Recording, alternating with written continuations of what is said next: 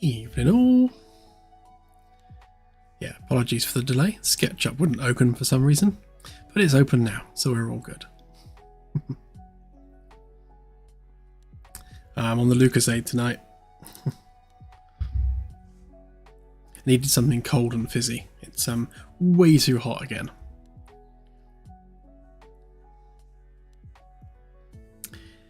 Pip's doing fine, thank you.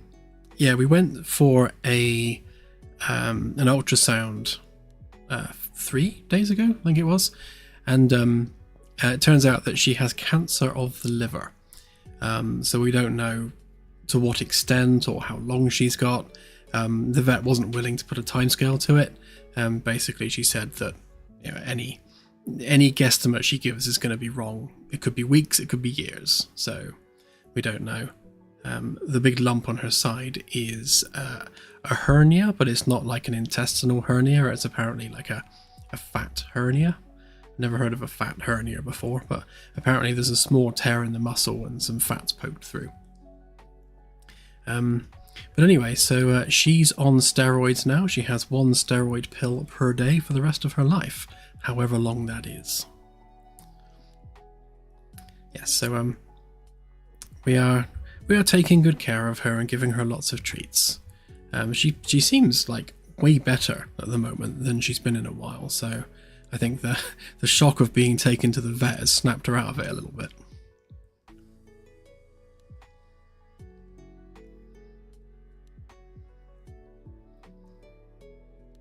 Will do, Christopher, thank you. Yeah, she's 14 years old, so we're not going to put her through chemo or anything like that. We're just going to let nature take its course with her, and we'll keep assessing her quality of life and take it from there. Right now, she's perfectly fine. She still plays, she still eats and drinks healthily. She still lounges around in the sun, so outwardly she's really healthy. But obviously she does have a mass in her liver, and it's just a matter of time before that takes over.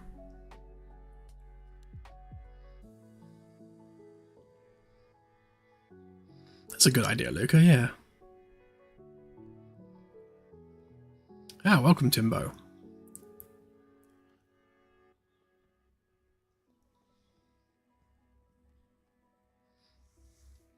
So what have I been up to? Let's have a quick look. Not a lot I can show really, other than here's a VR controller. So I've been working on our VR porn.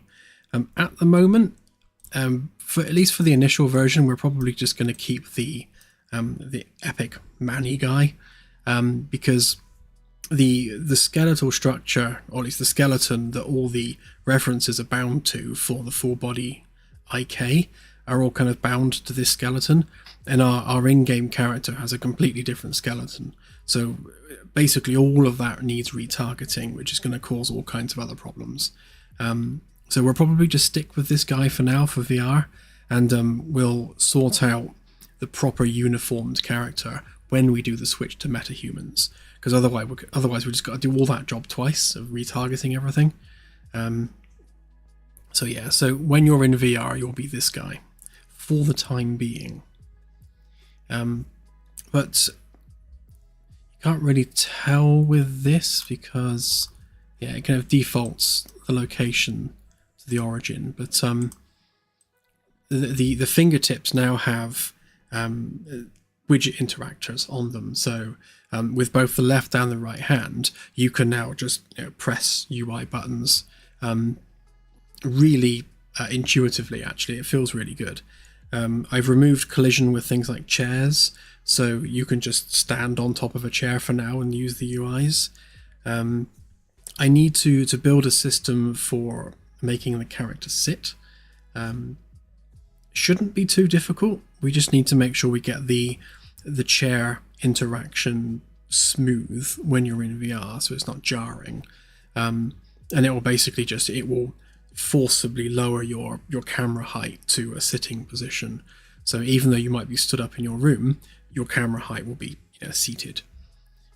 Or because the VR pawn is able to overlap chairs, you could literally bring a stool with you and kind of sit on that stool in the position of the chair, and the character will automatically lower itself and sit and everything. So there's a couple of ways around that. I still need to do different forms of locomotion. I added Xbox controller support yesterday, so that's now working. So you can run around, you can jump, you can use UIs. Doesn't work in menus yet, but I'm working on that. So we have partial controller support now for Xbox. Obviously that's first person and VR. The main VR locomotion is still the little joysticks on the VR controllers. But I'll do arm swing and teleport next.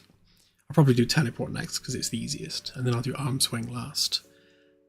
What else?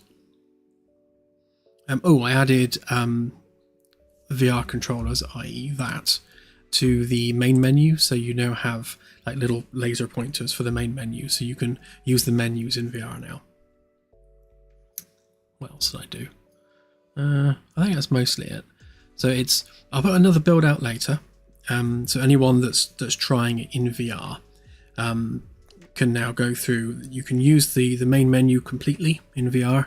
So that's all good now. The loading screen works in VR. You can pretty much do everything on the ship in VR now, other than pick up props. Although picking up props will be the next thing I get fleshed out. So I think we're almost there, actually. We're almost there with VR support. So the only thing that we have left to do for VR is menu interaction within the game world. So right now you can't like summon an NPC and interact with the NPC. None of that's working yet. So once that's done, I think we can then tick off VR as kind of feature complete for now. So yeah, we're making reasonably good progress. Hopefully we should get this done, or at least nearly done, before the end of summer.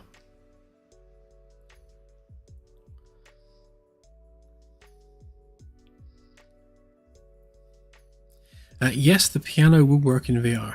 So because we've got basically two things on the index fingers. You've got widget interaction on the index fingers, and the way that works is it fires a line trace just behind the widget interactions. So the widget interactor, but basically all the UIs are widgets with Unreal. It recognizes the fact that it's colliding with a widget, and then there's a line trace which fires behind it. And as soon as the line trace hits the widget, then it fires basically a proxy for a left mouse click. And that works perfectly for pressing UI buttons.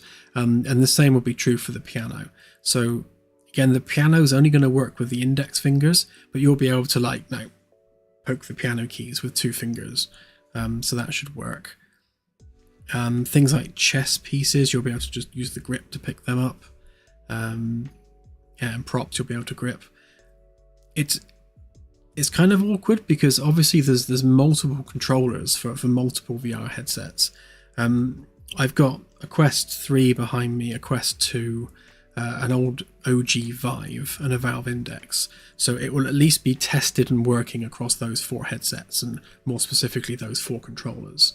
And obviously for the Quest, that's plugged into a PC. That's not running natively on Quest.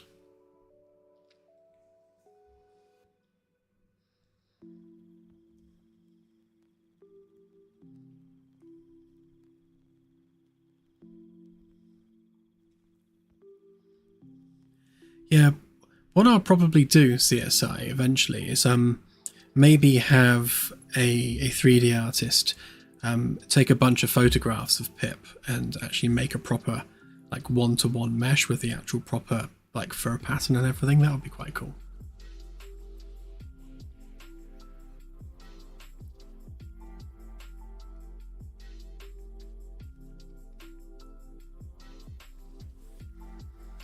The ceiling panels are the quick thing in ASCII. They're literally just not so much copy paste, but the same. I don't have to design anything as such, because the structure of the ceiling panel has templates already built for them. So all I need to go and do is go to all the different panels and build the templates for them, or flesh those out rather. I mean, if we look at the roadmap, you can see that there's like 9 on B deck, 12 on C deck, but even though we've got like 12 on C deck, 12 on D and E, and 15 on F, a lot of those are duplicates. So like once I've done like the straight panels on C deck, those same straight panels will be used on D, E and F. So there's not quite as much work as it looks at face value, because a lot of that can be copy pasted. So this will get done quite quickly. I'm leaving it till last because it's kind of a nothing burger really. Ironically, the thing that's taking longest is the graphic settings, because I'm having to completely redo the main menu, or the settings menu rather. And I'm doing it in such a way where I'm adding controller support as I go, because if I don't do it now, then I'm going to have to go back to it later and kind of retrofit controller support again to the settings UI. And I hate having to redo things over and over. So we have a habit of doing that over the past few years. We'll do something and then we'll have to retrofit something else onto it. So I want to get ahead of the game there and make sure controller support, and that's literally just an Xbox controller. So if an Xbox controller can navigate the menus, then we're kind of, we're ahead of ourselves on full controller support then, and I don't have to then come back to that later down the line. But yeah, once all that's done, then the main menu will be done and there'll be lots more graphics options. And then White Dwarfs, we have all the data and the numbers done for them. Implementing them is, again, it's a bit of a nothing burger, because all I'm doing is just throwing some percentages at the procedural system and it will just go bleh, White Dwarfs. Now they're in the game. The only kind of proprietary thing that I need to do with White Dwarfs is, unlike main sequence stars, their mass to radius relationship is inverted. So because of, I think it's neutron degeneracy, or like the degenerate state of the matter in a white dwarf is such that it can't compress. So the more mass it has, the smaller it is. Yes, that way around. So the more massive a white dwarf is, the smaller the... Or is it opposite to that? I know, I can't remember now. I'm going to have to relook that up. All I know is it's the inverse of main sequence stars. So obviously the Galaxy Gen right now is all tailored for main sequence stars. So when we do that for white dwarfs, I need to make sure that we do the inverse of that, and also drive temperature by age. So newly born white dwarfs are like 10,000 plus Kelvin, and then they cool off over time. So the temperature of a white dwarf is directly proportional to its age. So there's a few specifics in the astrophysics which are different for white dwarfs than they are for main sequence stars. So there's a few little bits and pieces that just need adding, so that we can flip some proprietary switches when we add a white dwarf and roll that into the existing Galaxy Gen. But again, it's ironically not as complicated as making the settings menu, because as we all know, I hate working with menus. It is my least favourite thing. Anyhow, so that's where we're at, and that's what we've been doing this week.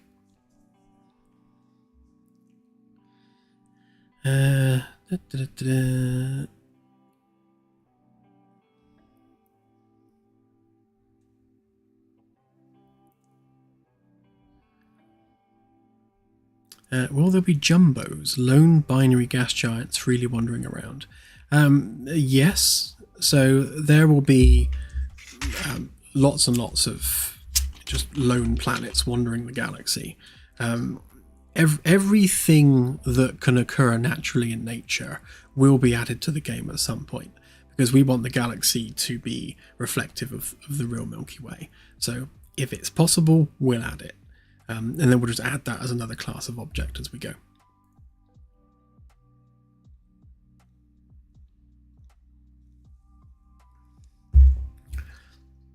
I imagine a binary gas giant pair wandering the galaxy is probably a couple of failed stars.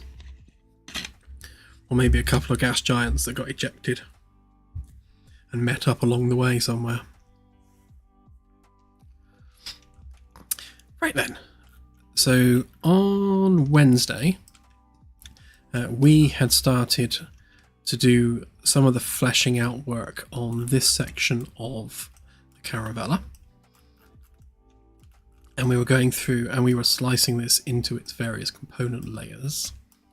And I guess the objective for this evening is to slice this up further into its component layers, so that we can start viewing this properly, deck by deck, with like the framing and the hull included as part of that, which will allow us to do things like properly sort the walls out here and put the windows in and all that sort of stuff.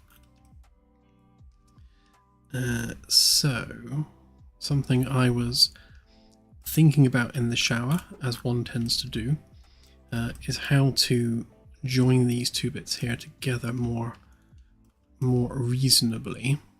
And I think what I'll do is I'll take the hull line that we have here, so this straight line that runs across, because again the top of the deck below forms the bottom of the deck above, so all of these are welded on top of one another.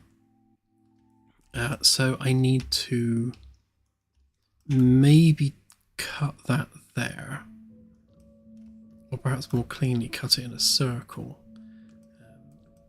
and have the front bit be part of this block, and then this bit be part of this block, so that they're overlapping slightly, because obviously this is going to be windows around here, and we want that to be part of the same physical bit of structure, rather than having a join down the middle.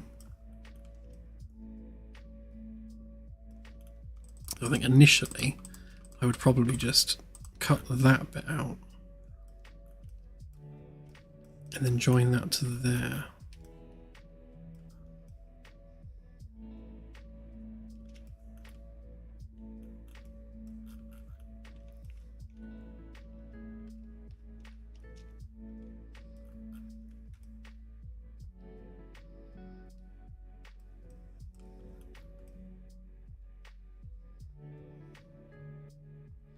Which would mean that it needs the top section doing as well. Another shower thought I had was on the Magellan. I'm kind of treating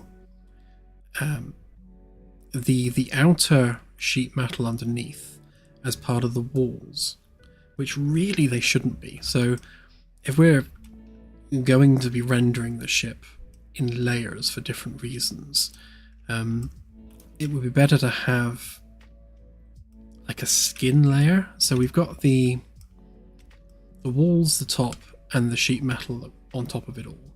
We could also do with an outer skin, so that we can turn the outer skin off whilst keeping all the framework visible. So again, when it comes to things like rendering technical manuals and loading screens and whatever else we're doing, we've got tangible layers that we can flip as needed. So I think I'm going to add that one extra layer.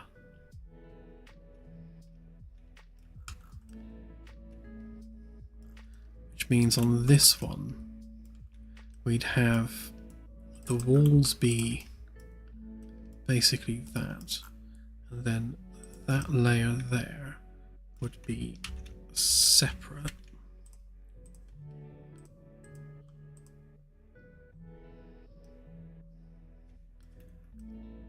So now we can render the ribbing separately from the outer skin.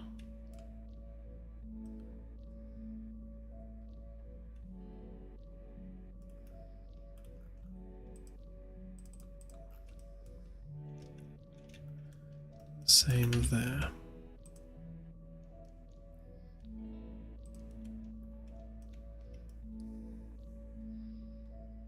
Oh, thank you, Simon. Very much appreciated.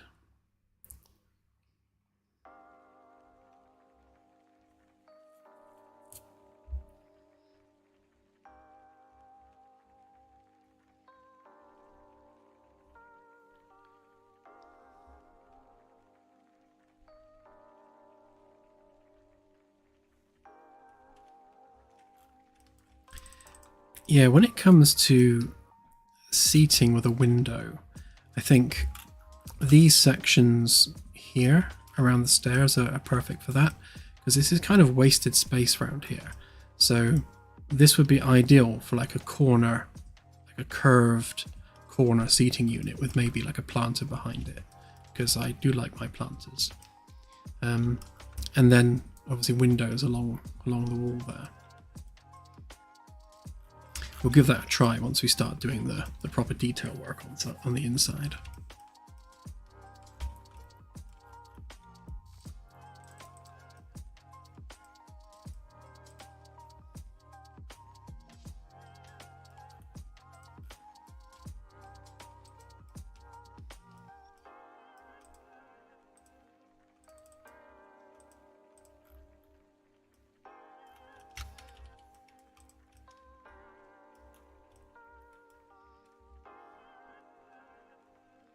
I will indeed, AJ. I will indeed.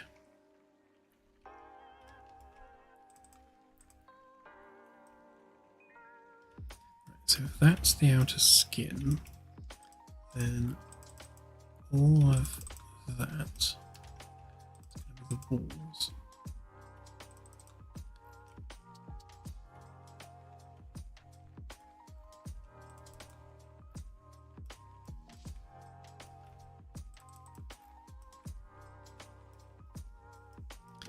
I'll separate this bit afterwards. That's everything. And that.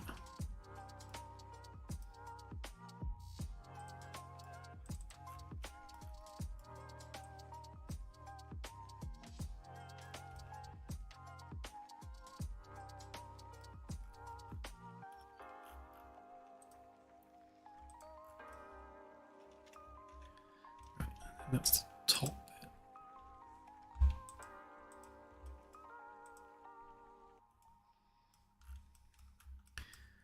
Right. Walls, top, walls, top, walls, top, and a bit more.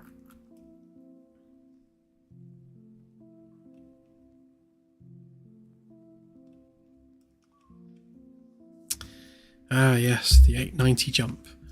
A very beautiful ship indeed.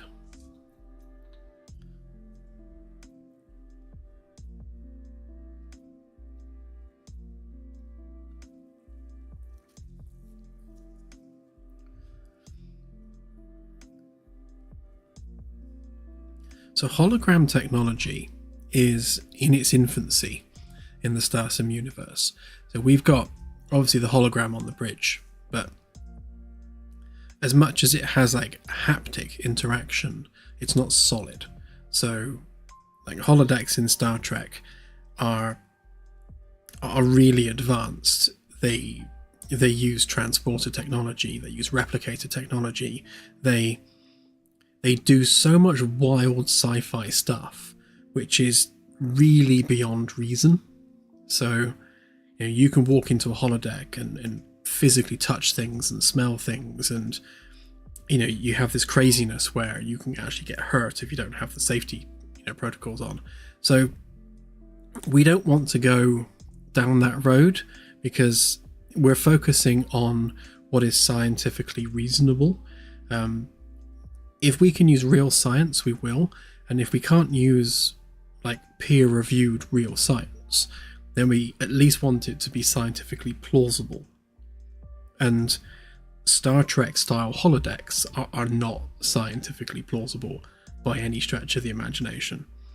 So we'll have something along the lines of an environment experience where it's a visual thing. I guess VR without the goggles, basically. You know, it looks real, and you could perhaps play it like it was real, but you know, you can't physically touch the holograms because they're not real matter. They're illusions. So we would have, yes, something that's a visual experience, like an interactive movie, for example, that looks and feels like you're actually there, but you know, you can't touch it or taste it or smell it.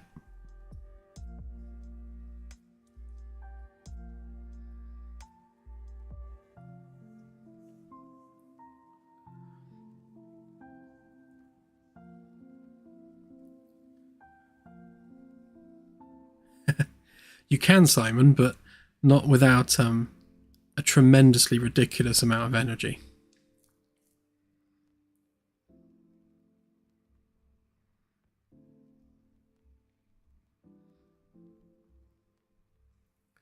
Yeah, the aliens room that Ripley sits in at the start, like the forest, I think that's kind of like that was our initial idea for like an environment simulator. So you'll have physical trees and things, but then the walls are extensions, like a projected extension of a room. So the room you're walking around in has physical objects like actual trees, but then you have the illusion of scale because you've got a video screen which kind of extends that outward, a bit like how the conference room window works. You've got like a cube map around it. So I'd say that's like version 1, yeah, like the volume. That's like version 1 of a holodeck, where you are combining real world props with walls that extend the room visually only. You know, and that illusion is maintained right up to the point where you like try and touch the wall. And then beyond that, you would then have something like Disney was working on those like omni treadmill things, like these floors that you can walk on. So something like that, where you have a treadmill like floor with a completely 3D hologram all around you. So you could like walk the length and breadth of a country all in what is essentially VR without actually physically being able to touch anything. And that's kind of like where our tech will end up going.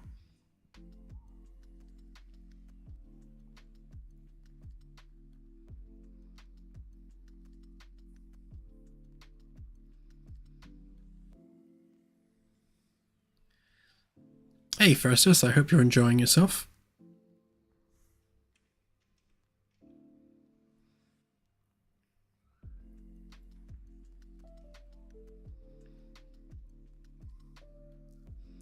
Yeah, exactly, Sluggish. I think when we do different types of ships, then we'll look at that.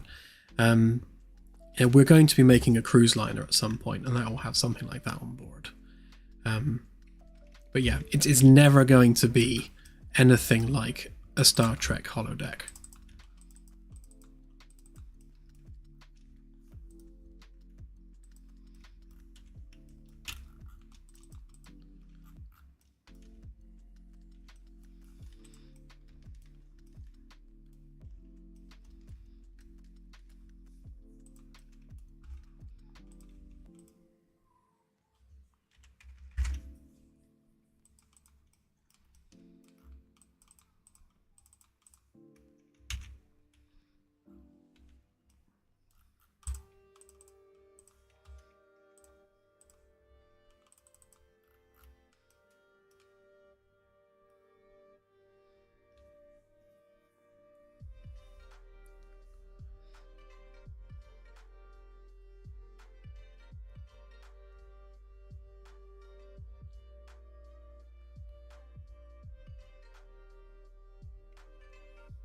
Yeah, exactly, Scorpio.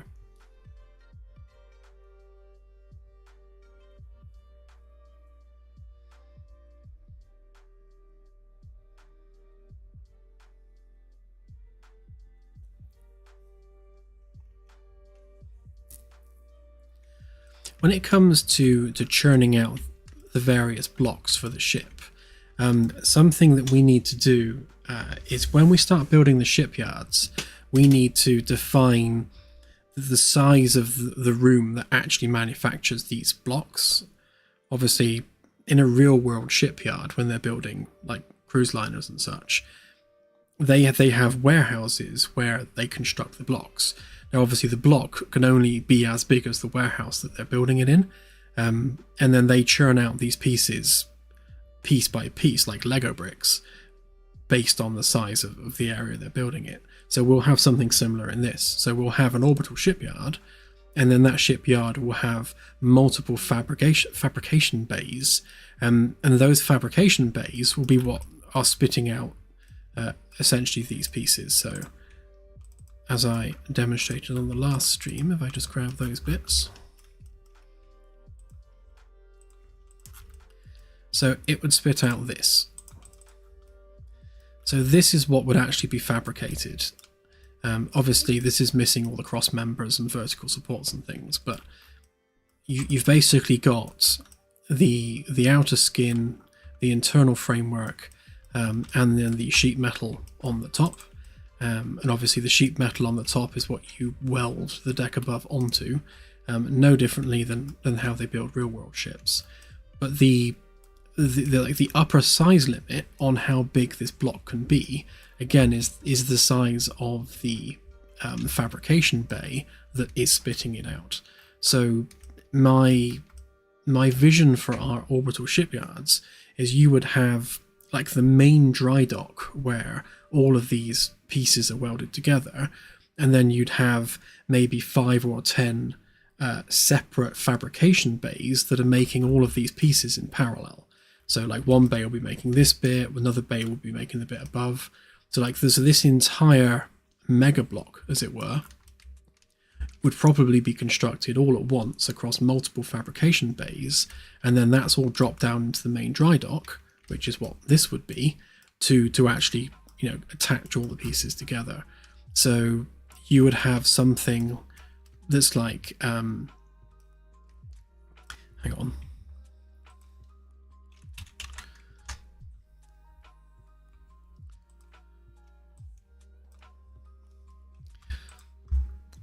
Our trusty drawing tool. So I imagine it being something like, if we were to have like something like this, and then you'd have obviously the fabrication bays like that, and then you'd have like arms that are coming out that are actually, you know, physically holding the vessel in place while it's being constructed. You know, and then maybe something over the top as well, just for parallel balance sake. So you'd have something like this, and obviously that would be a structure. So all the offices and like the habitation for the engineers and everything would all be, you know, inside here, and then you'd have these construction spaces, and then as the blocks are all kind of finished, they're then brought out into here, and then like they're all then welded into place. So like this entire structure, the whole point of it is building ships. So like raw resources will come in one side, they get turned into bits of ship, and then they get spat out and welded together. And you'd have like lots of little like work bee type things like that flying around. I don't know what that is. It's turned into some kind of weird beetle. But yeah, something like that. So we'll build those predominantly around the moon.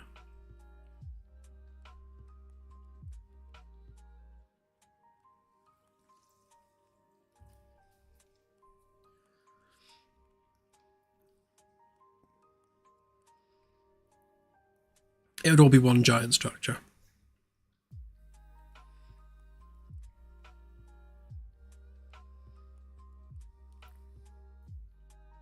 Yeah, from my only one and very limited foray into space engineers, I tried building the Enterprise refit and then got frustrated when bits snapped off and went floating away.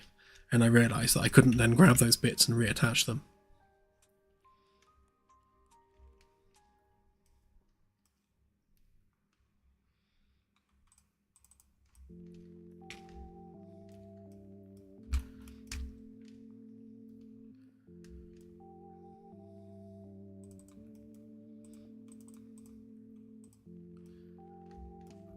So it occurs to me that we need to also grab these bits.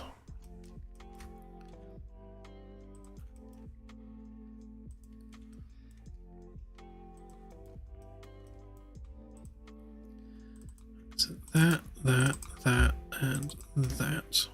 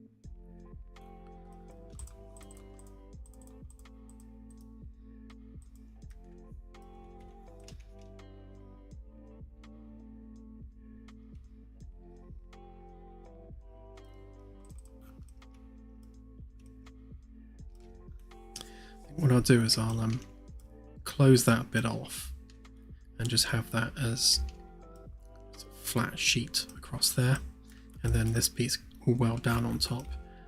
It'll make more sense once I start doing this bit.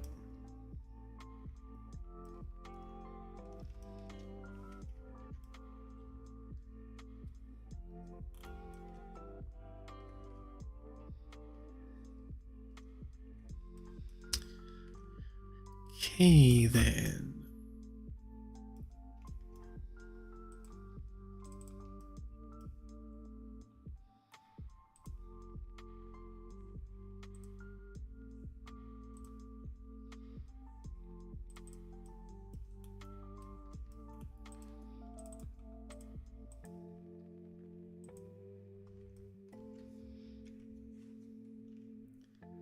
To make some new groups now. So deck 1 frame skin,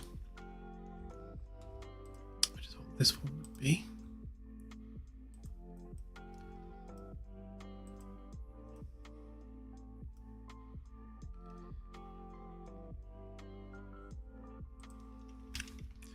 Deck 1 frame top.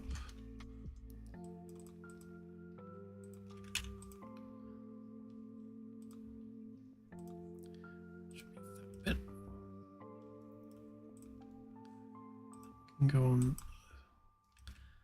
there.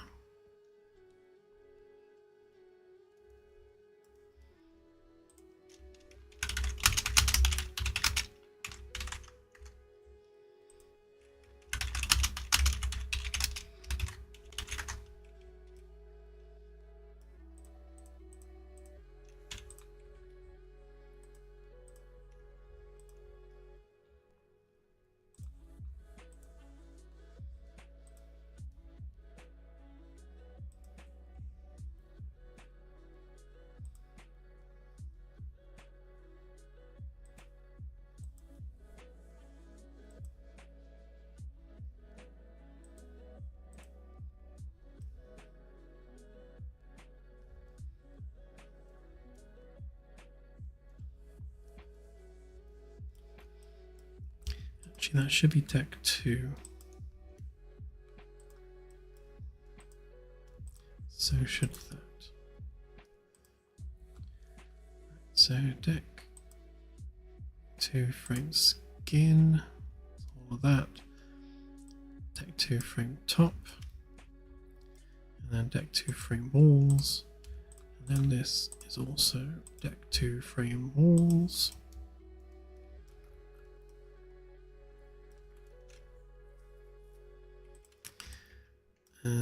That would be deck 3 sheet metal, so we need one for that.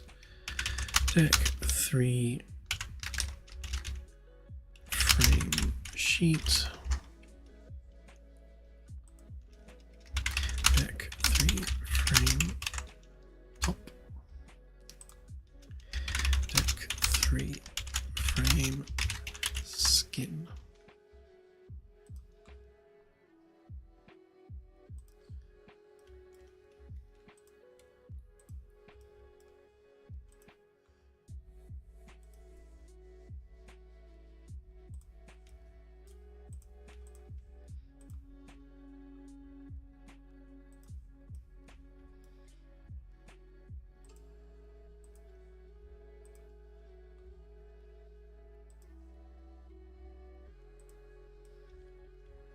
Great, so now we can turn that off in layers.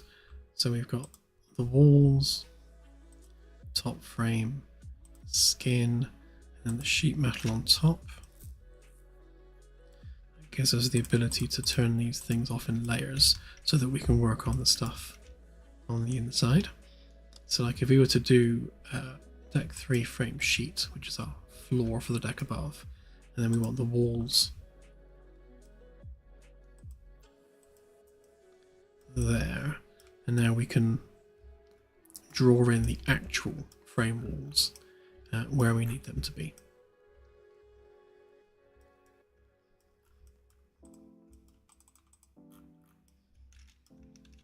So if we group that up,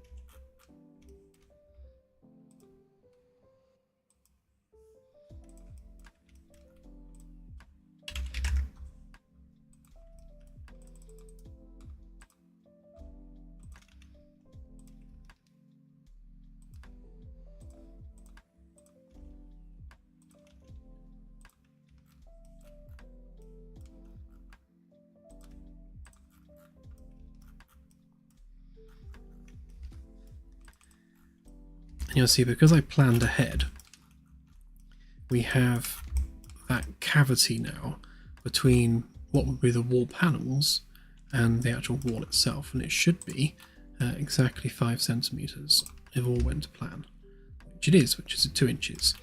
So that 2-inch gap there, that's going to be where all the frame, like the vertical stiffeners and the brackets for the wall panels go. So these purple bits, they are what will be wall panels on the inside of the room. So I just need to do the same here now. So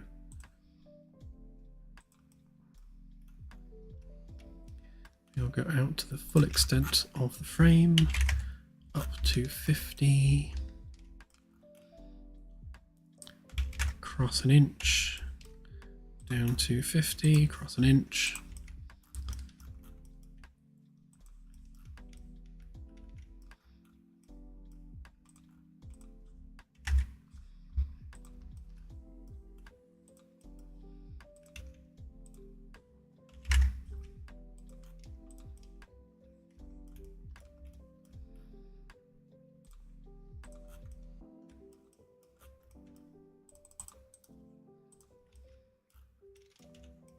Okay, that's another wall.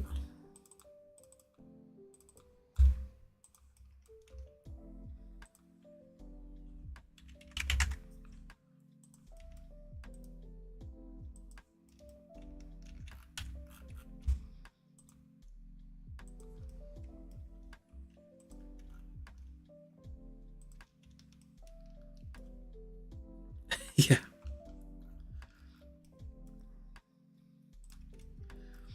But it's one of those funny things where like measurements in the UK tend to be a bit of both imperial and metric.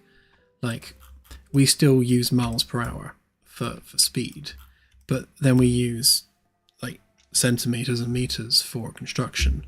So you know we have this weird eclectic mix. And like if you order wood, then like wood, which would be like a 2x4, is still a 2x4, but in centimeters. So like rather than 2 inches, it's now 5 centimeters, because you know there's a negligible difference between 5 centimeters and 2 inches. So it's like Like the industry has moved towards centimeters while still keeping the fact that it's a 2x4. It's weird.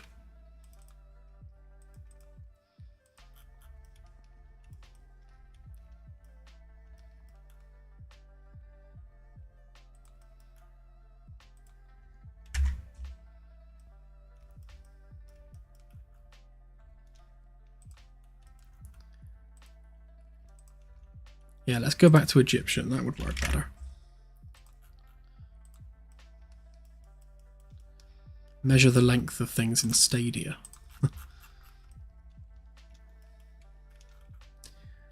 So just double checking, that should be 40 across there. 42.5, so something is an inch off. So from there to there, it's 20. Oh, I see what I've done.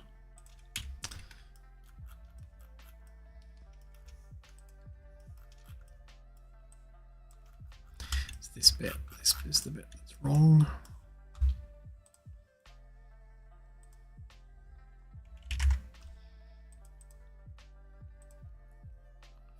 There we go. Which means there to there should be 40. Which it is. Great.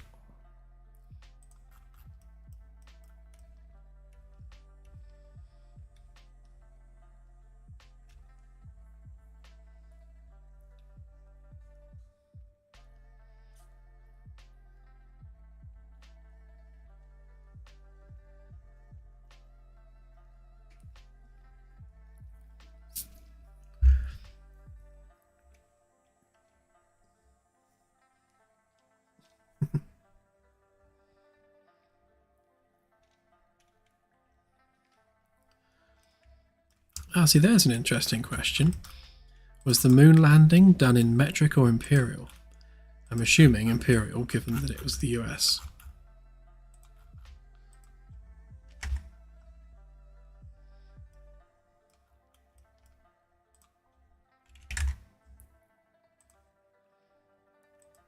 Ah, both. Of course it was both. Why wouldn't it be both?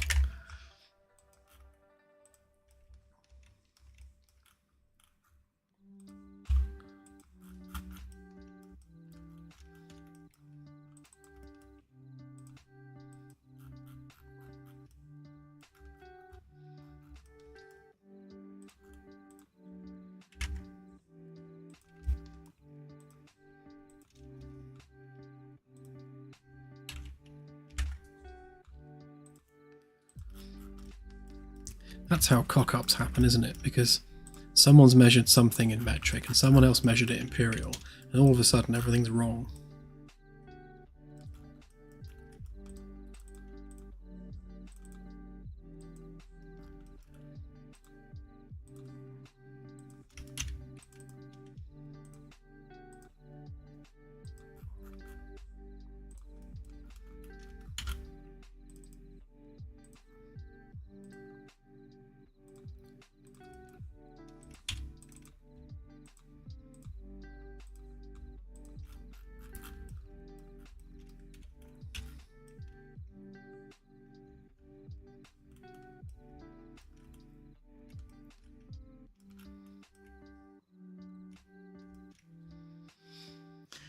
Okay, so I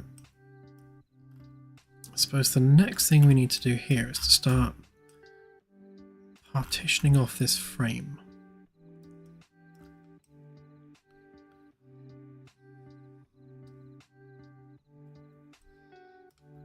So I better draw this wall in first before I do that.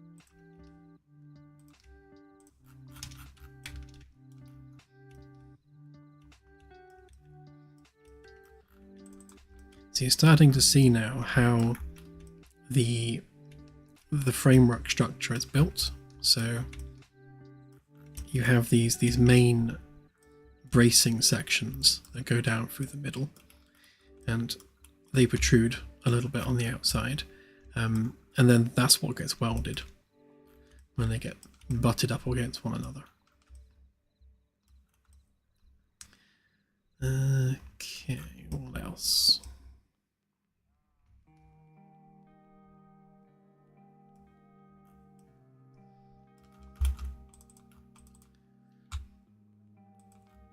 So that should actually be there for structural stability.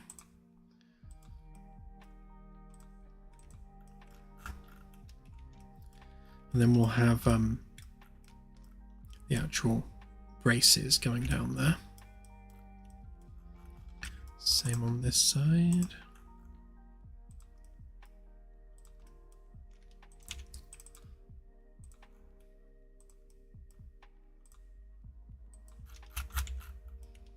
That just gives us a nice box section for sturdiness. And then each one of these will be a vertical support piece, and then on the other side of the vertical support piece, that's where you'll have the brackets.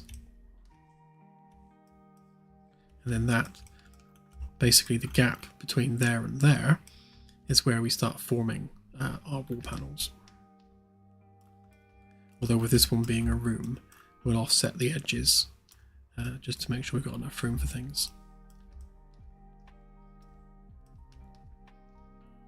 It's been planned out in such a way that we should always have half a meter's worth of clearance on the corners for a curved piece, and then no more than 2 meters for a wall panel, and sufficient room for a door. And then we have a slightly bigger panel here because the main doorways are much wider. These ones were either 1.5, 1.6, yeah, 1.5 meters, those ones. So we should have enough room either side to be able to fit a wall panel without it having to be squeezed in too much.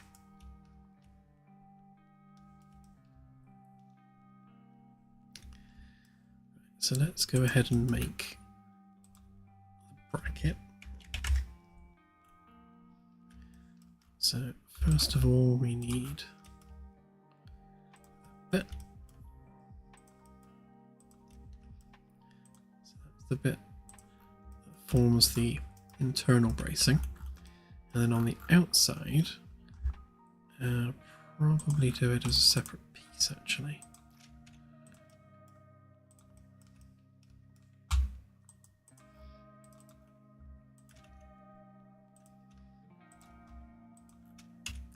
That comes out 5 centimeters.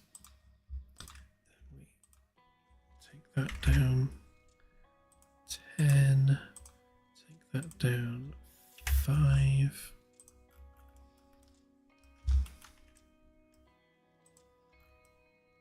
Yeah, something like that.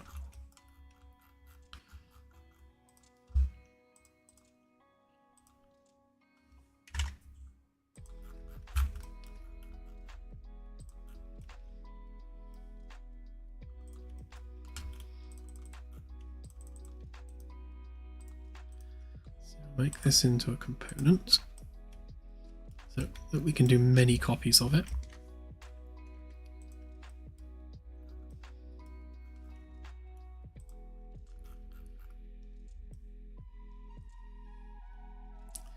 And then I need to work out where the actual frame needs to go.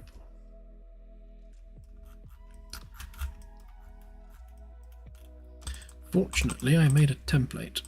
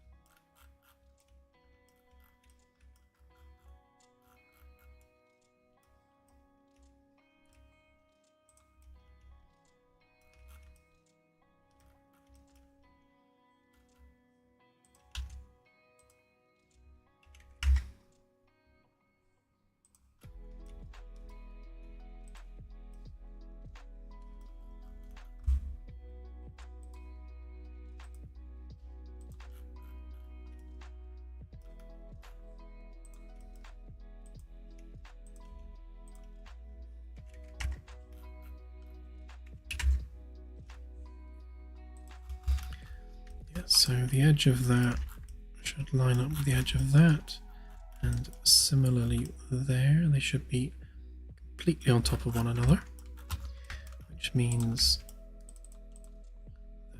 that this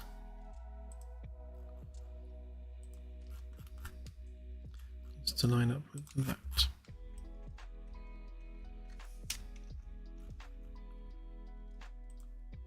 And go 200 that way.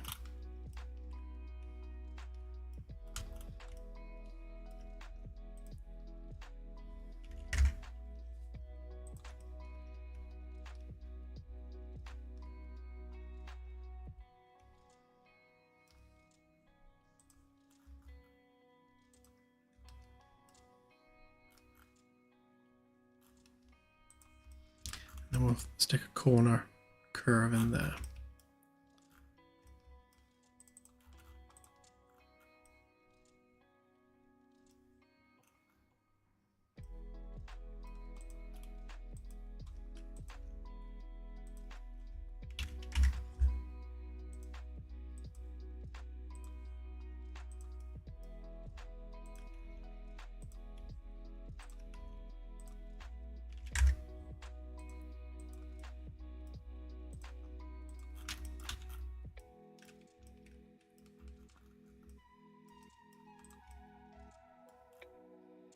So we'll do a second version of this one, where we will do without the middle bit.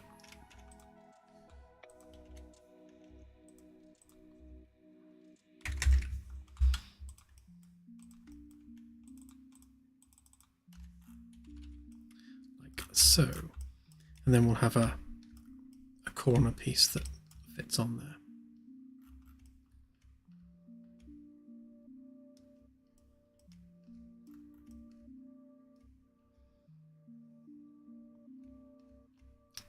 Okay. We'll have a different offset on the inside, because obviously whilst that door panel will align there, we'll have a separate panel in the corner, so there'll be a small panel either side before we do the corner, or I might incorporate the corner into that, but we'll see how big the panel is when we actually come to doing it.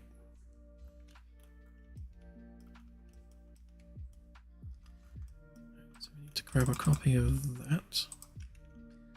Again, these are components, so they are essentially copies of the same item. Edit one, you edit them all.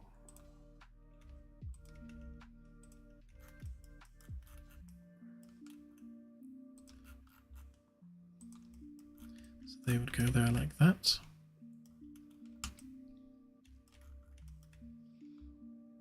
And then our design rule is that we must have a gap of 50 centimeters around every corner.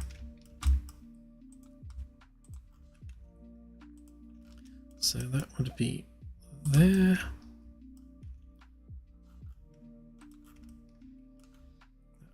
There.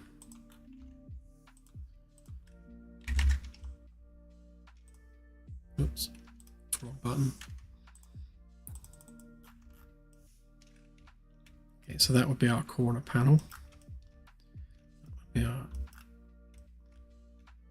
door edge panel.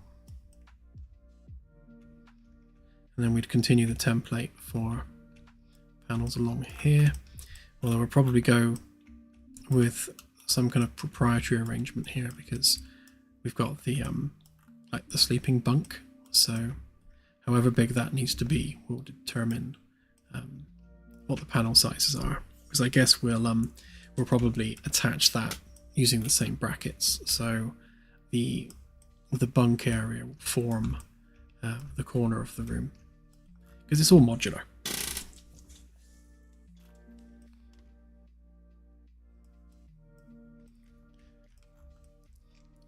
Might do the same for the bathroom actually, have that as maybe a modular piece.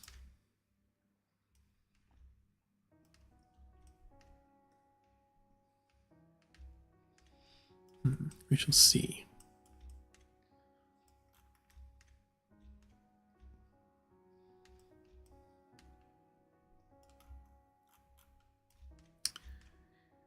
Given that these are exactly mirrored, I shall add all of this together.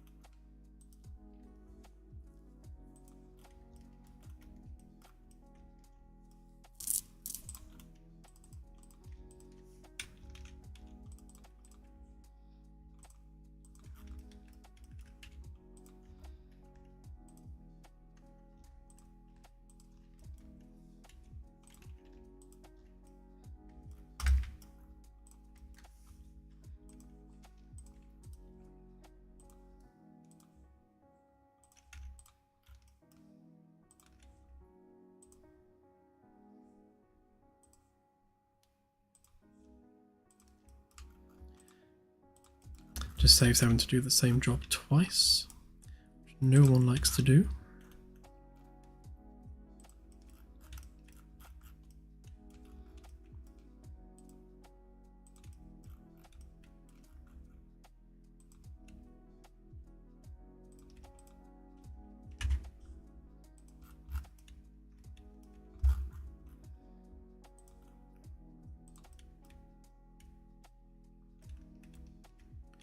Twenty to there, 20 to there. It's in the middle.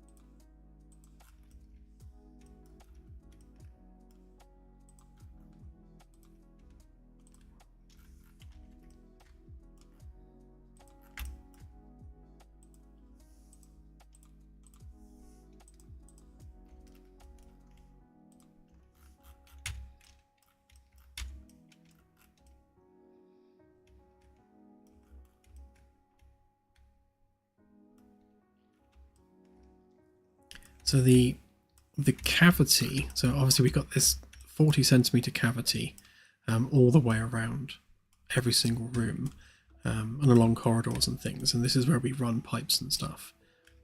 When it comes to joining two blocks together, that cavity is formed by either side of the two framework blocks. So that would be 20 centimeters to there. So that's half of the cavity. And obviously when you join those two together, that gives you your full cavity. Then we have the same on this side as well. So that comes out to there.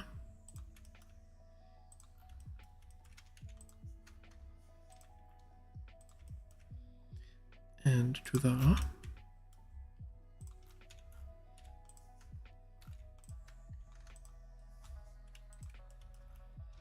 That would actually come out to there as well, plus an additional 5. Same on that side, to there, plus an additional 5.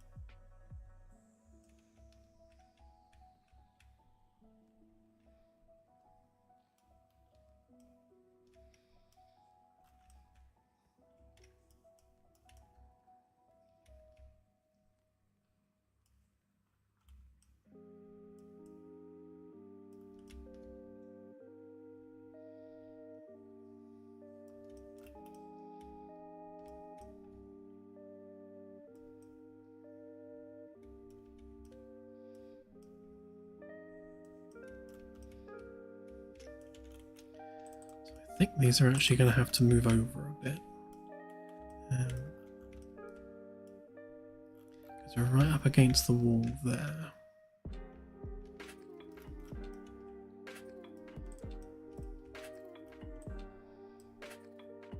Yeah, so that's going to have to come that way by 2 inches. And then we can draw the curve around there for the actual framework. And I will cheat and just use this, I reckon.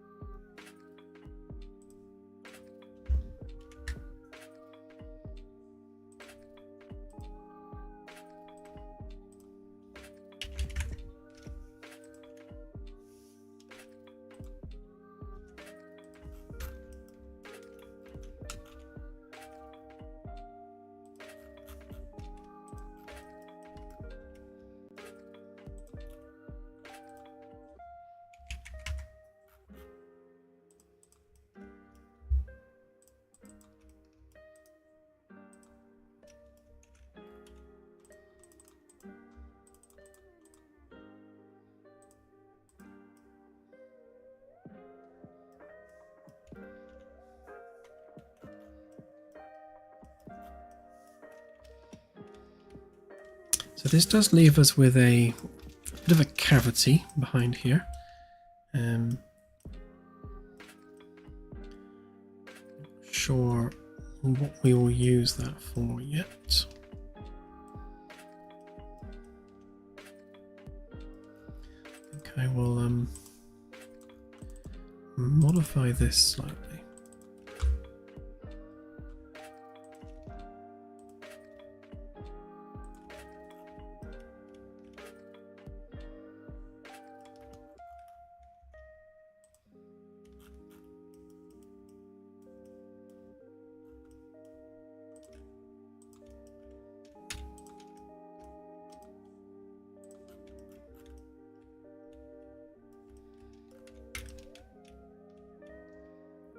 Makes that cavity make a bit more sense. And then I will take one of these.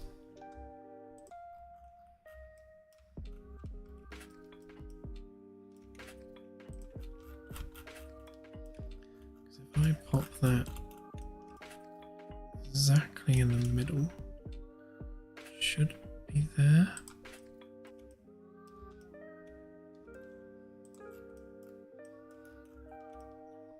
Is precisely lined up there. Then we can rotate that around the curve pivot. Save this a minute because we're about to do craziness.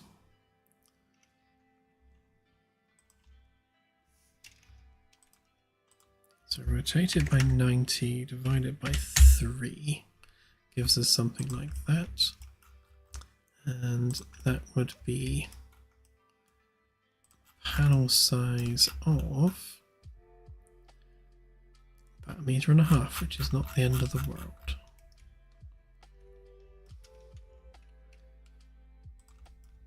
From there to there would be 2 meters.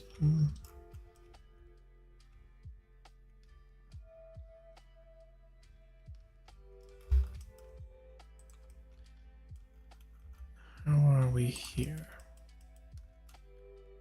2 exactly. Okay.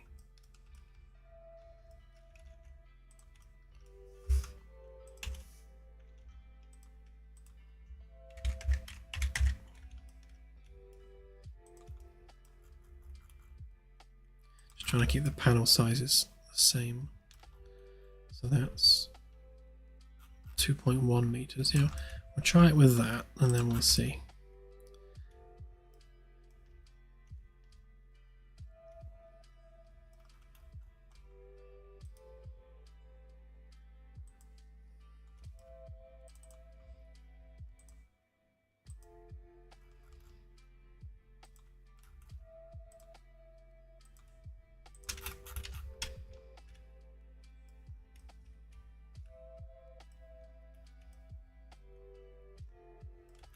kind of lines up nicely with that as well. So it just gives us that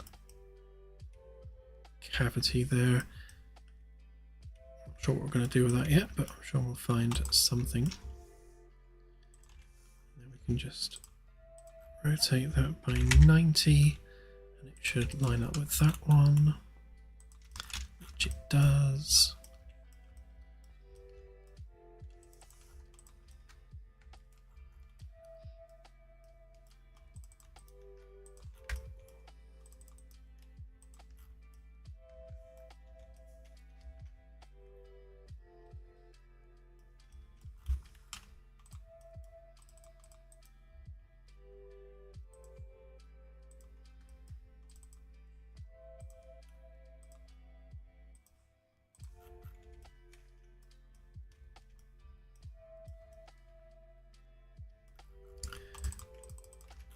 That actually.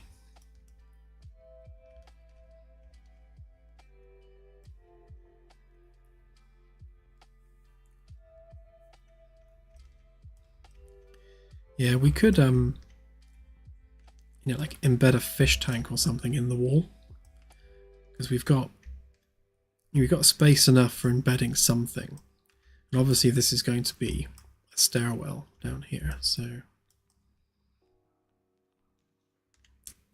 we shall see.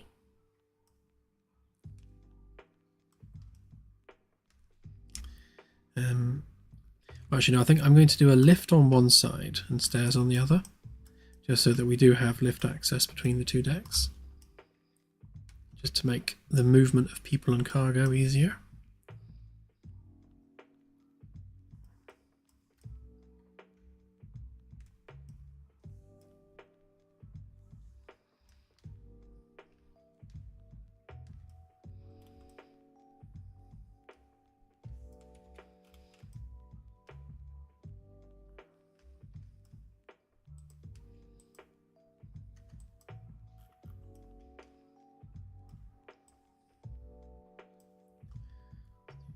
I move that to reflect the fact that we have changed it. Actually, while we're on that note, if we grab a copy of that outline, we should be able to copy that over. It's almost right.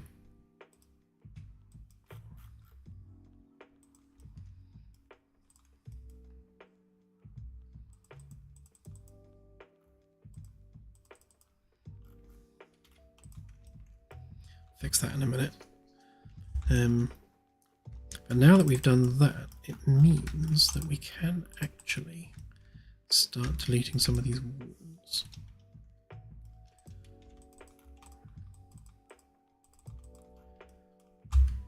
So we'll just cut out the door frame first.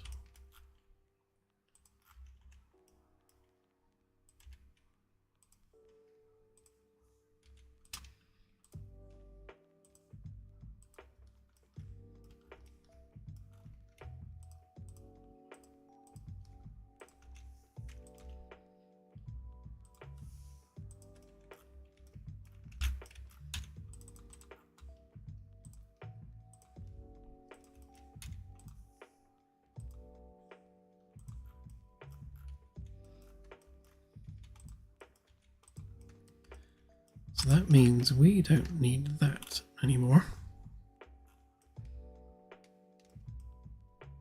which is nice. Progress.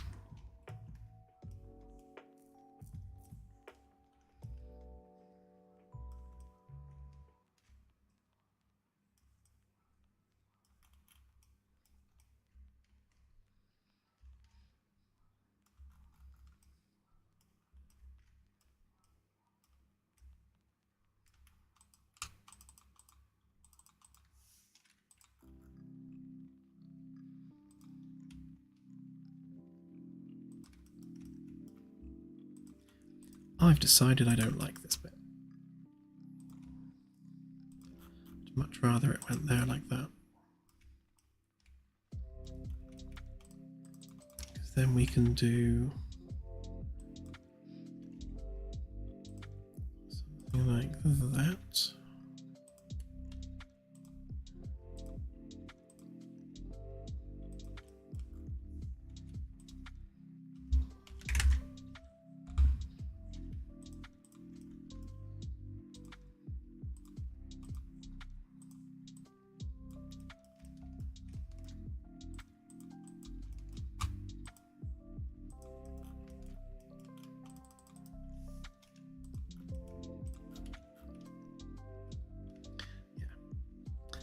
Prefer that. Gives us a nicer corner when it comes to doing the paneling.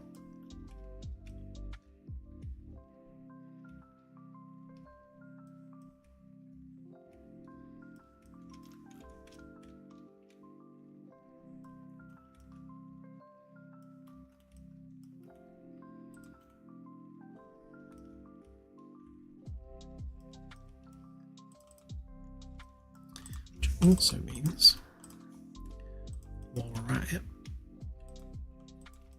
just to keep everything nice and consistent, means we don't need that there because we've got that.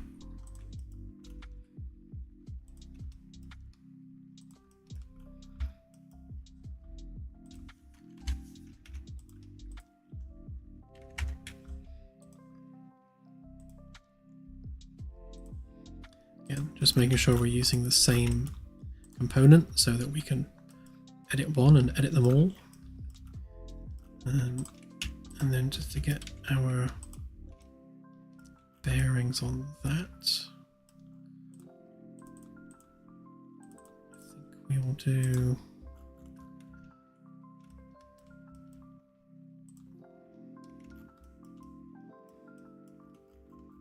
so. If we take that as the center point of that panel, then divide that by 2, then we'll have a couple of smaller panels there.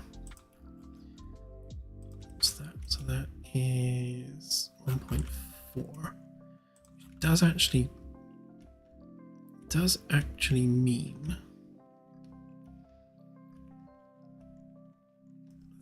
that could do with being 2 rather than 1. Because it makes these panels the same size as those practically then. So 90 divided by 2, no, divided by 3. Same this side. 90 divided by 3. It means that these panels and these panels are practically the same size, which just gives us a bit more visual consistency, which is nice.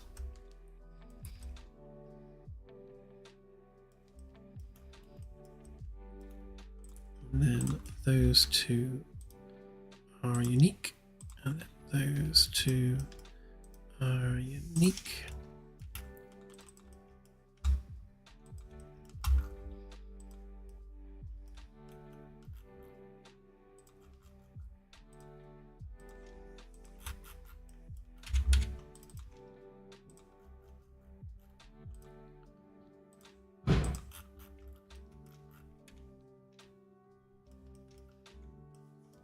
There we go. Looks a bit more sturdy as well.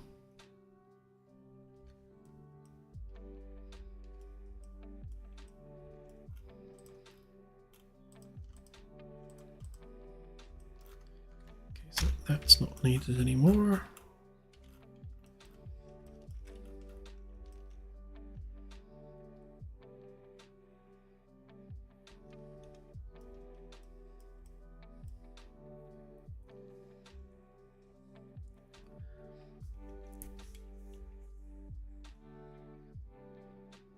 Sorry, just catching up with the chat.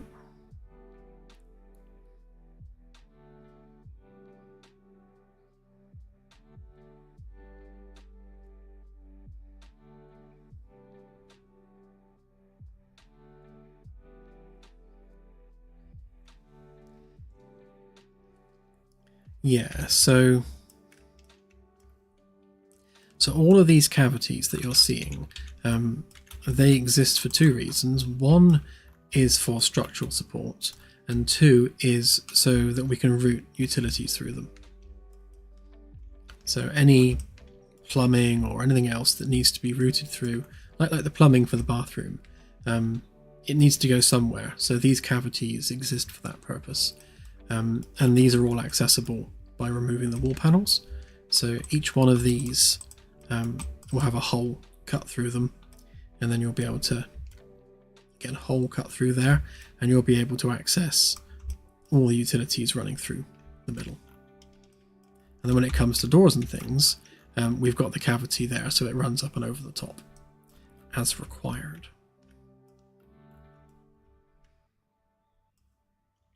Yeah, there are plenty of pipes in Star Trek. I seem to recall Scotty knocking himself out on one.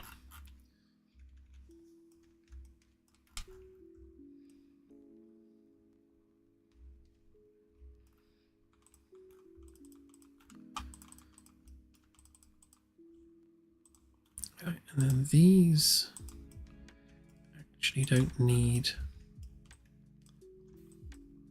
those additional bits anymore.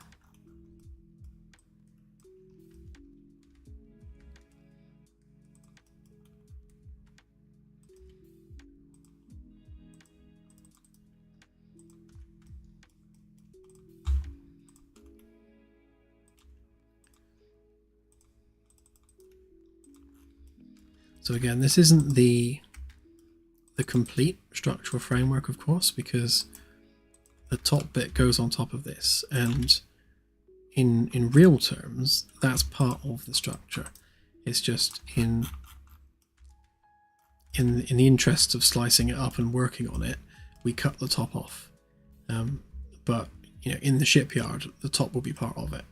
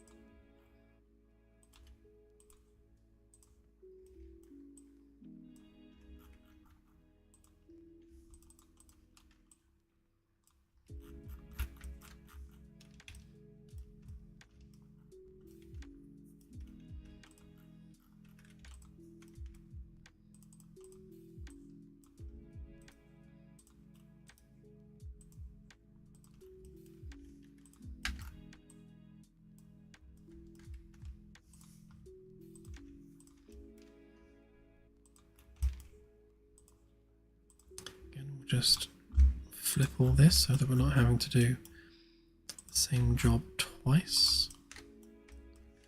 Just make sure that that's horizontally aligned. Yep.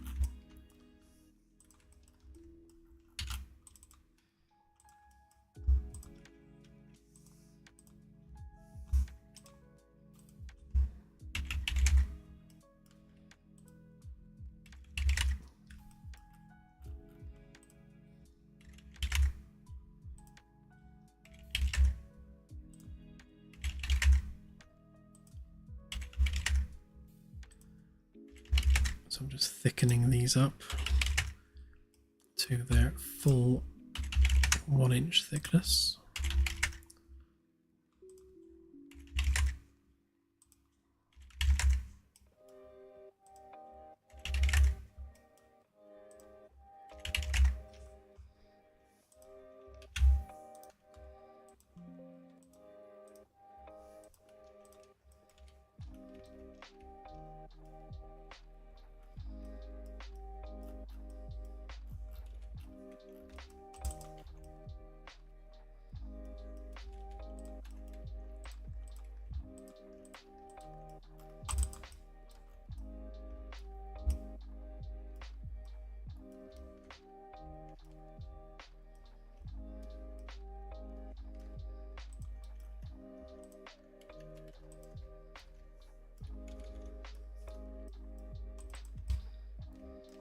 Okay, so we still need to add a bunch of the internal bracing to get the panel layout finalized, but that is what a framework section is going to look like.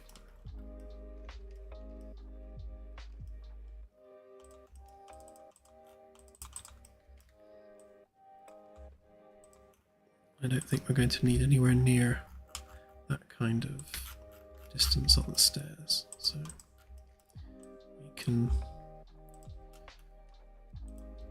compact that a little bit.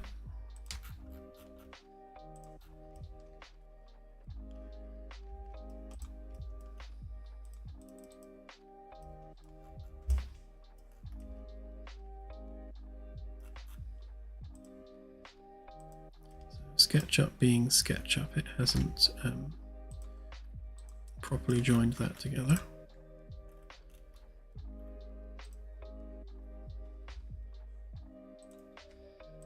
If I grab all the edges,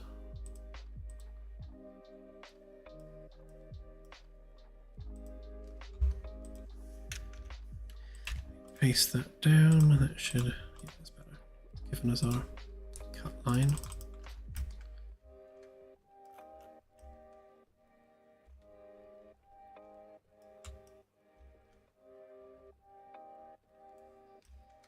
So that's just the run for the stairs.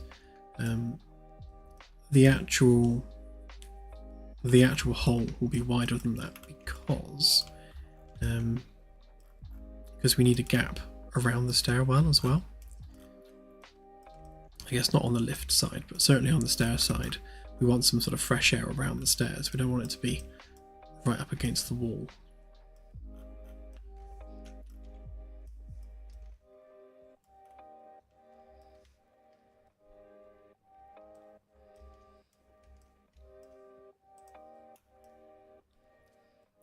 So this is basically the process that we now have to follow across every single deck. And then we also need the horizontal bracing that goes on top of that as well, which will be pretty much in line with where the walls are.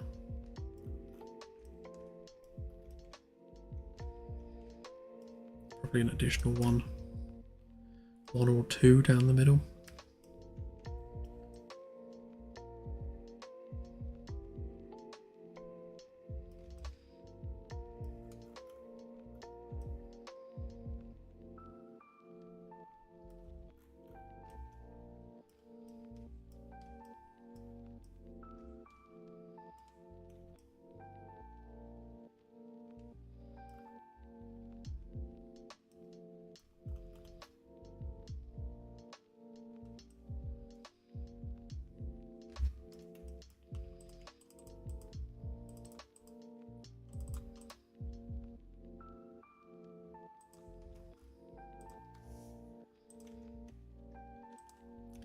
What we'll probably do with that is we'll make that go vertically through there, and then we'll cut that to shape using the outer layer.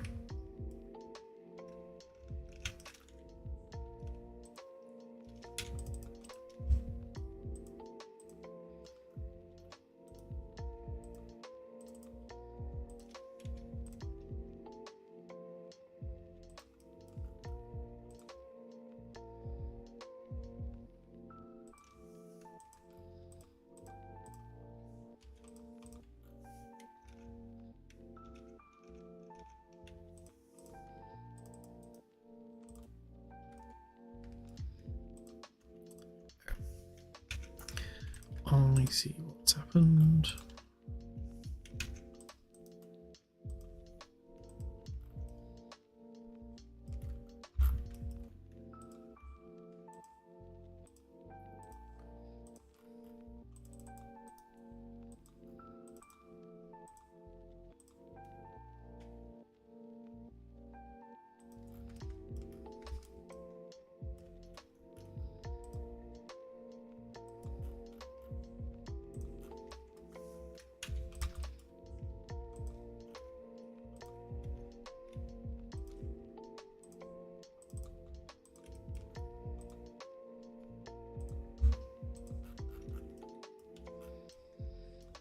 Yeah, so that would basically go across like that. And then we'd have, see, that will be cut to shape, so it will form to the actual contour of the upper hull. And then we'll do the same across here as well. Those ones should be relatively easy.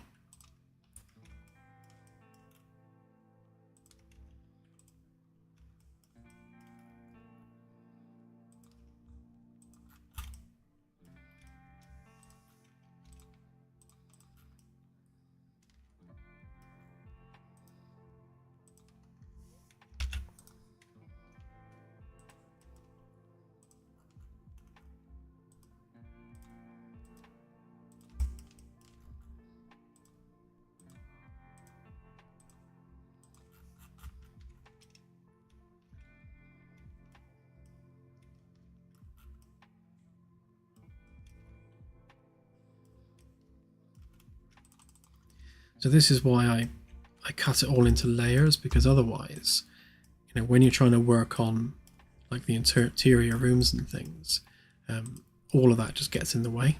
So it's nice to be able to just turn it off so you can see what you're doing.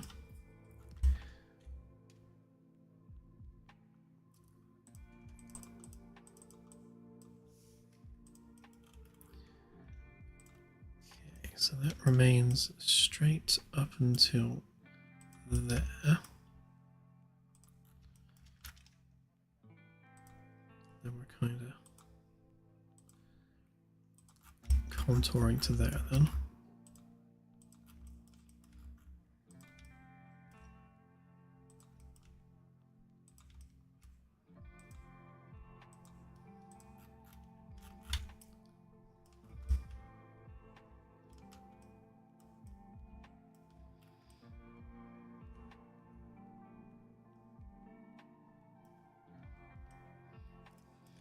See, what I could do here, because we do actually have space for it,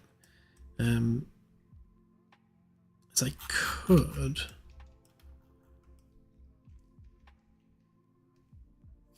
retrieve that section back.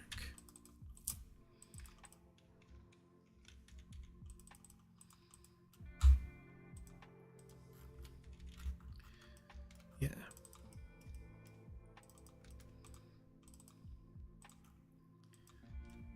So if we were to do this,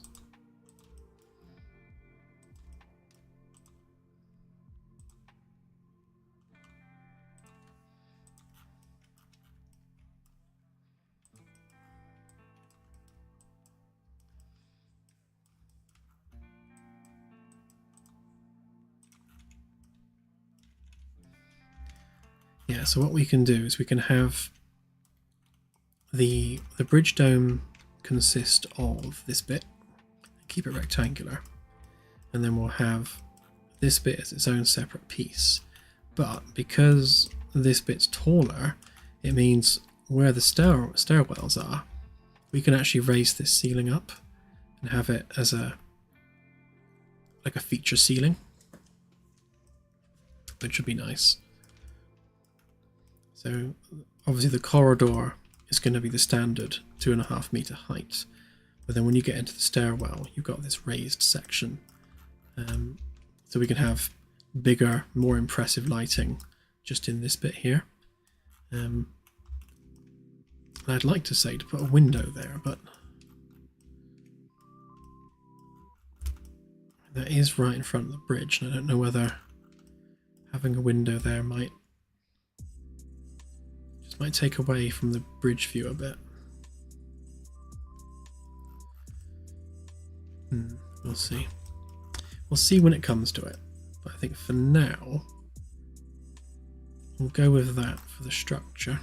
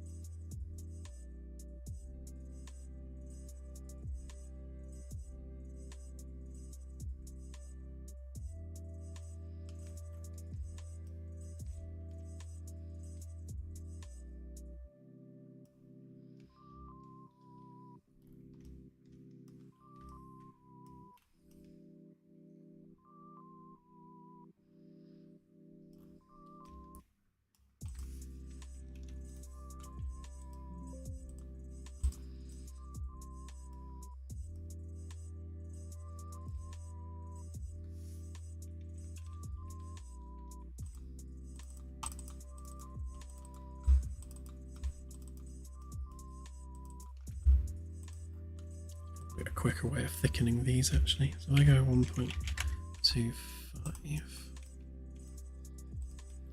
I can just go 2.5 on each one.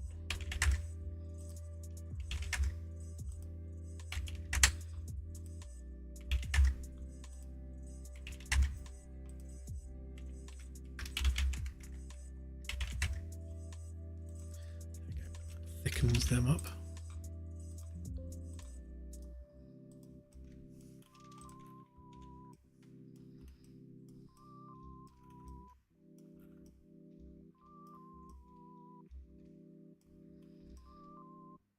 I think I will add one additional support through the middle on each one there.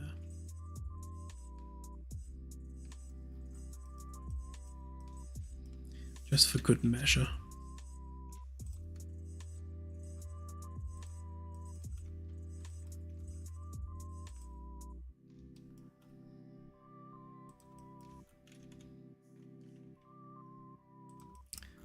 Center is there.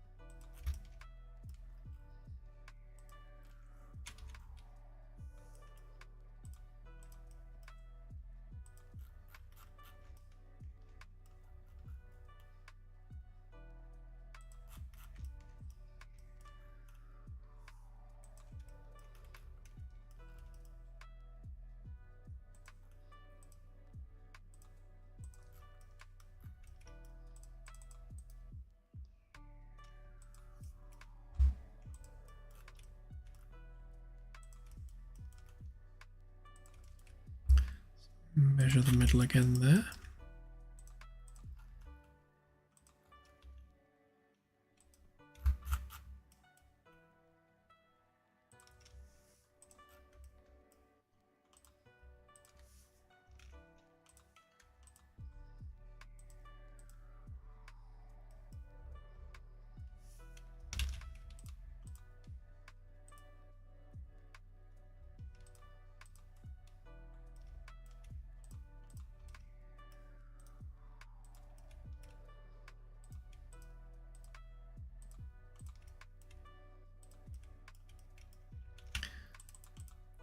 These are all in like corresponding groups depending on direction.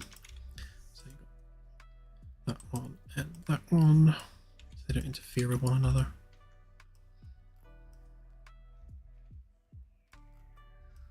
How nice would it be if that lined up with that?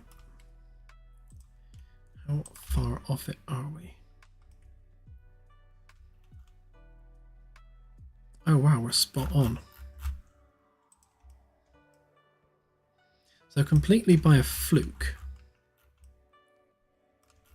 we've managed to line up the pivot point for that circle directly in line with that beam, so that the support bracing there lines up directly with that beam there.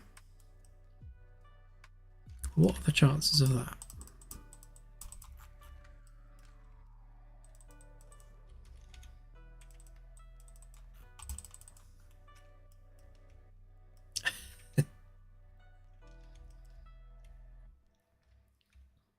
Yeah, I think sticking to a grid helped. I'll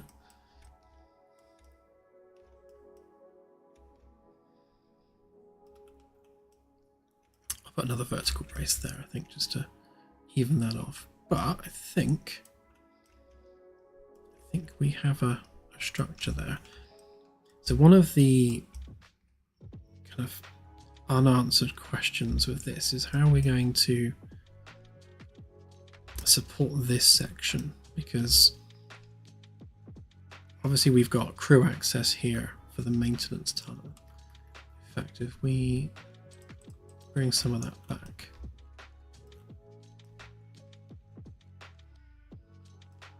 so we need to build our maintenance tunnel into here. So we'll probably extend some of that out.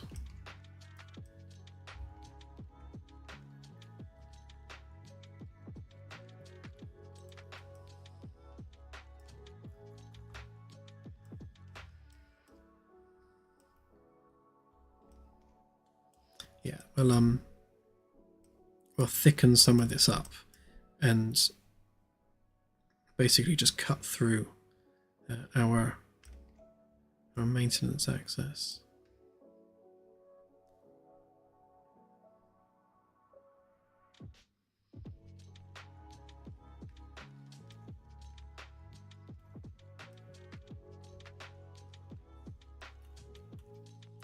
Technically should be kind of there.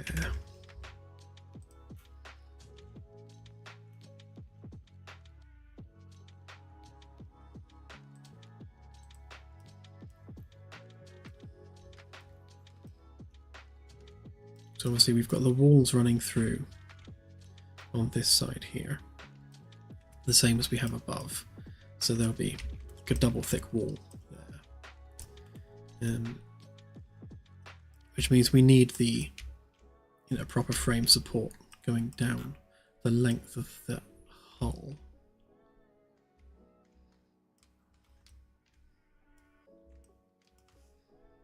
Because we do want that area to feel pokey.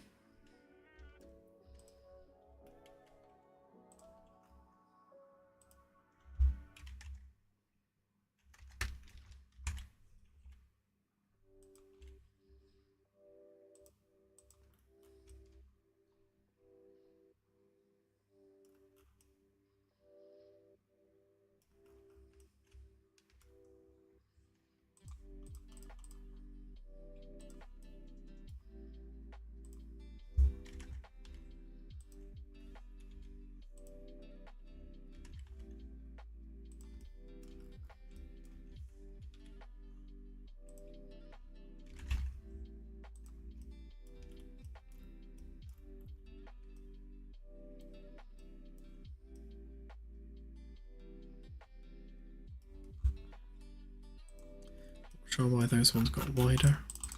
Am I missing something here?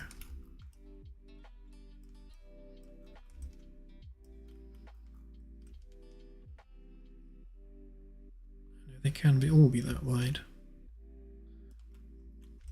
Okay.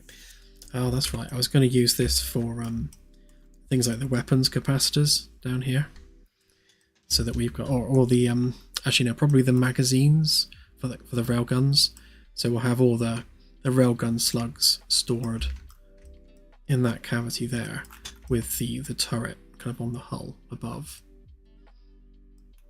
Haven't quite decided whether we go for like a sideball mounted one, or whether we have a top turret and a bottom turret. I think a side turret probably makes more sense. Still visible from the bridge, so you'll see it firing.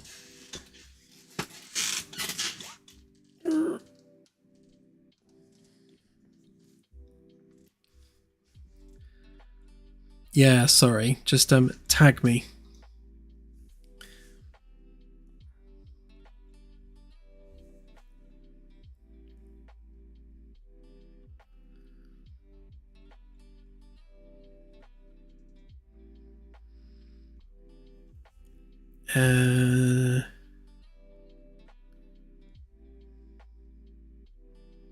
Stair curve is no longer wide enough for the NPC.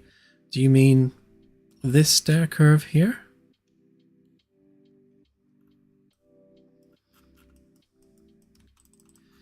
I try and make the stairs 2 meters wide wherever I can, which is quite wide.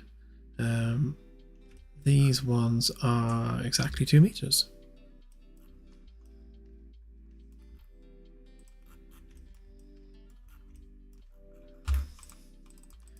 grab a dude. Come, dude. You are required.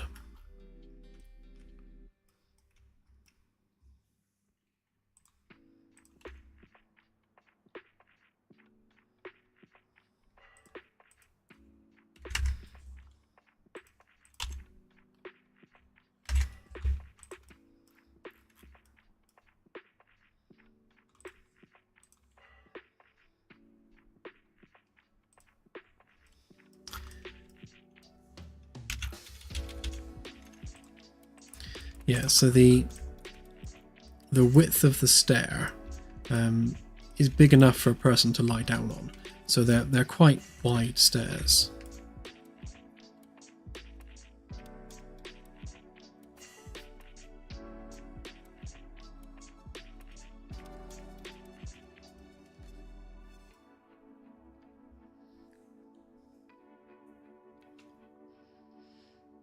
Yeah, so one of the things I'm doing at the moment with the settings menu is I've just added controller support to the game.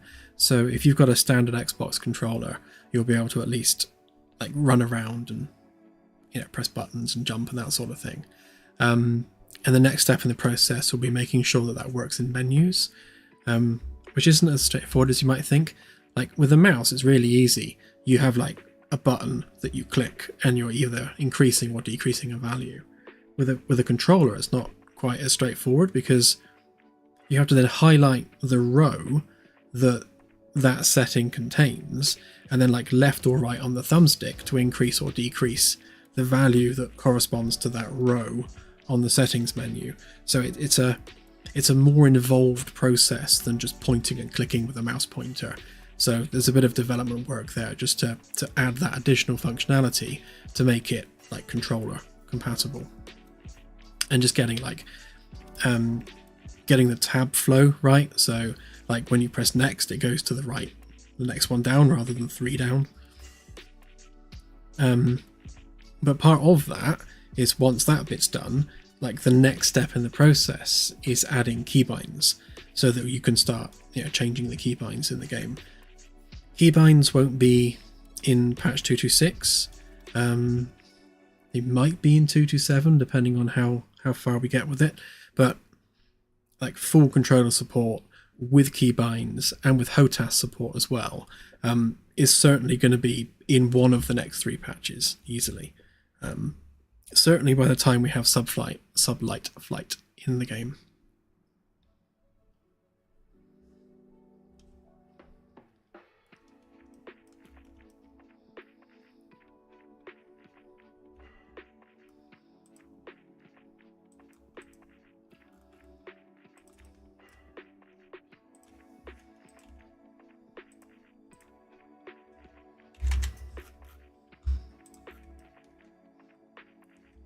And there's still plenty of space. I mean, we'll know for sure once we actually work out the step height and everything. In fact, why don't we do that? Rather than talking about it, let's actually do it.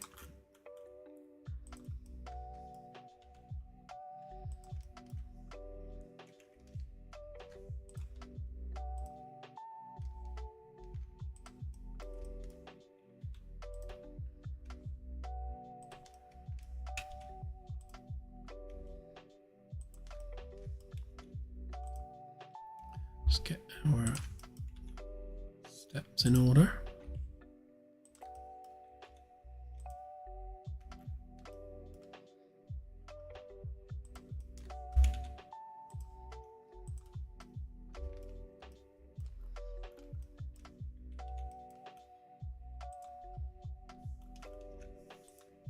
I'll make these higher poly once we've worked out the height and everything.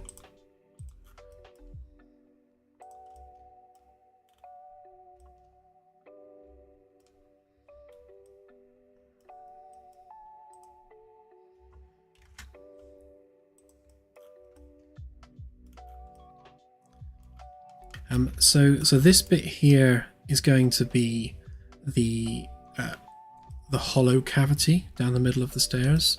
And we'll have the same hollow cavity on the outside as well. I should probably draw that in, to be honest.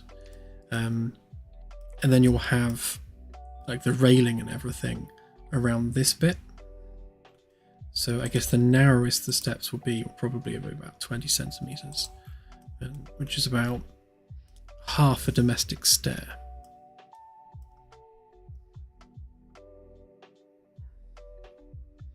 Yeah, I moved the whole thing backwards, so it didn't actually change the radius. So that I moved that as well, so the whole thing just shifted, reducing the amount of space we have here. But if I make that into a stair a minute, and then we'll do a standard UK step, which is 40 by 20. That's like the equivalent of a UK staircase. And we'll just pop that there, times like 10 or whatever.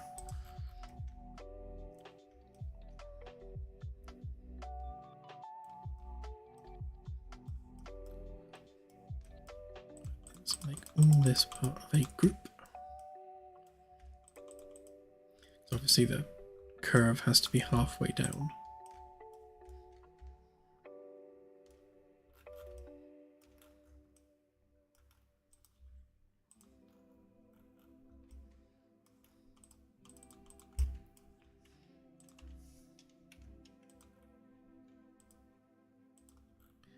One, two, three, four, five, six, seven.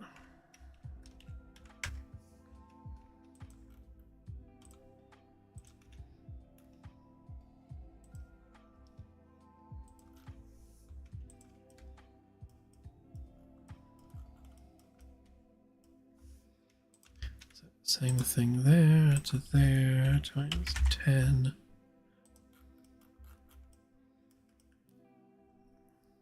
Okay.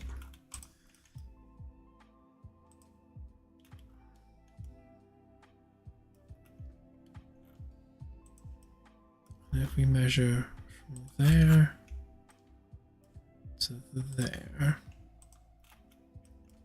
then we want the midpoint there to be in the middle of that.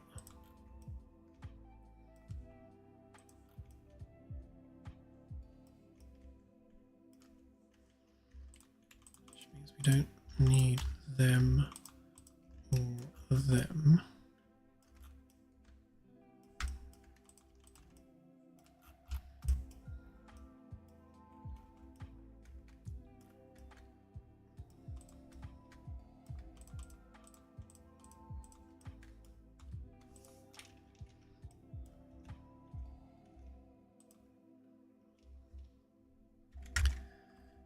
That up by 60, that down by 60, and we'll go 40, 20,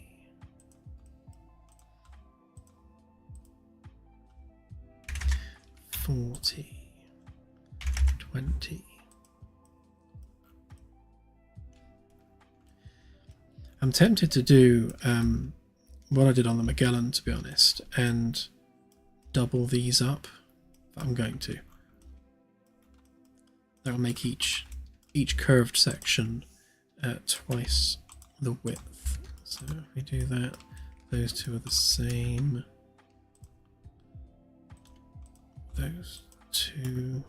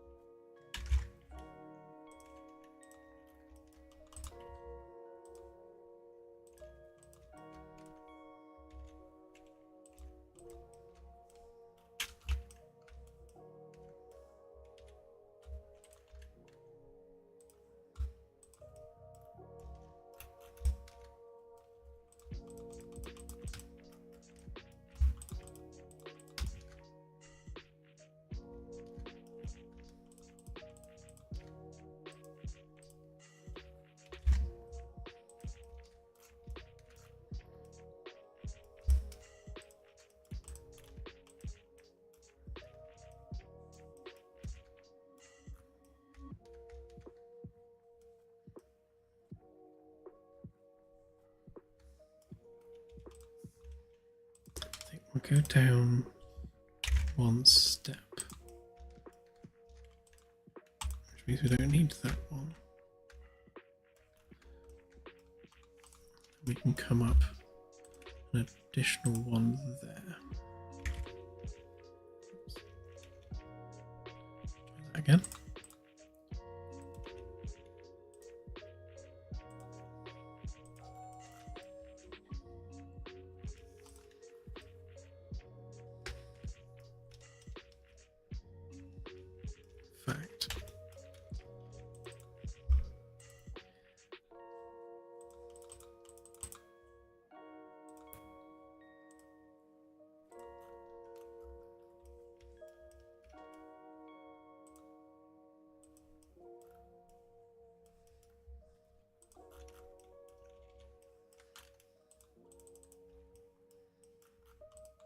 Yeah, so that's what it would be like. So I delete the second one of all of those, grab a copy of that geometry, paste that in there. Oh, I thought I'd made those components. Obviously not.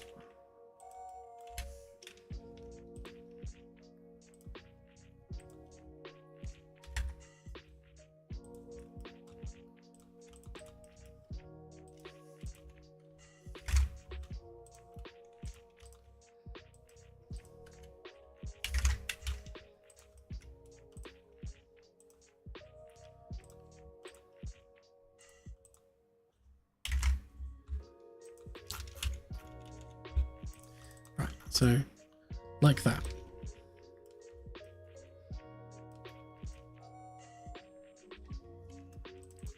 Now this bit, specifically, wouldn't be there anyway.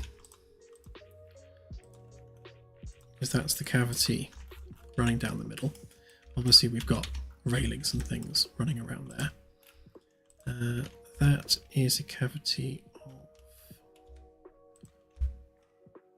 40, and I think I probably measured 20 around the outside.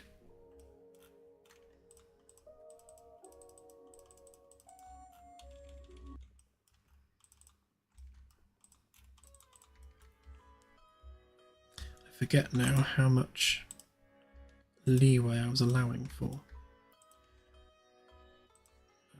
20 would be that. 40 would be that. 40 I think it probably was, because that gives us 15 centimeters for a wall panel.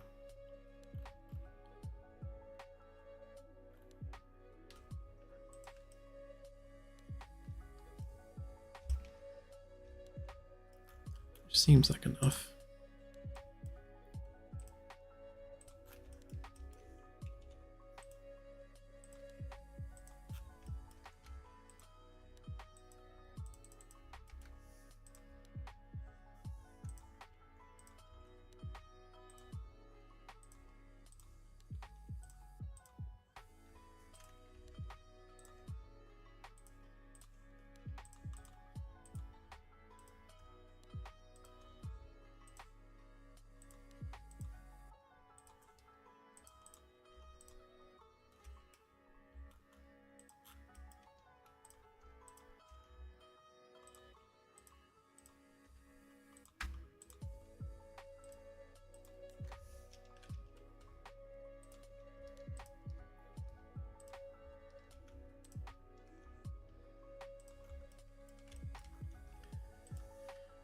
SketchUp doing SketchUp things.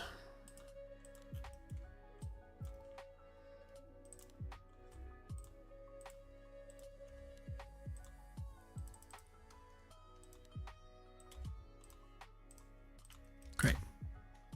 Now it's recognized it. Now we can do that. Right, so what we actually end up with, and that means that's also too small now, so that can go.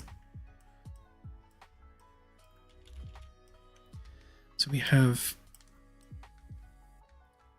a large cavity which is the shaft for the stairwell. The stairwell has a gap all the way around it, so there's a bit of fresh air around the outside. And then obviously we have the wall panels, which need room enough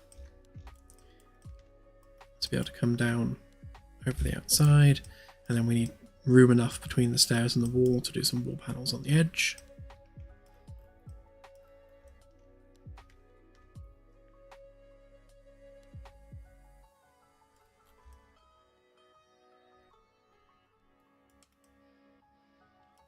Yeah.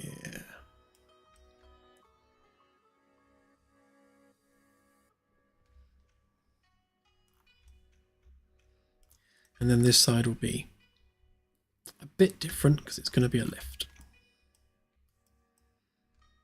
Although I'm not sure which side we'll do that on yet.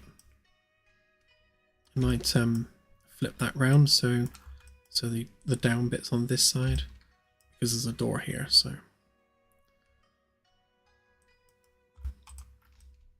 just we're not messing with the door.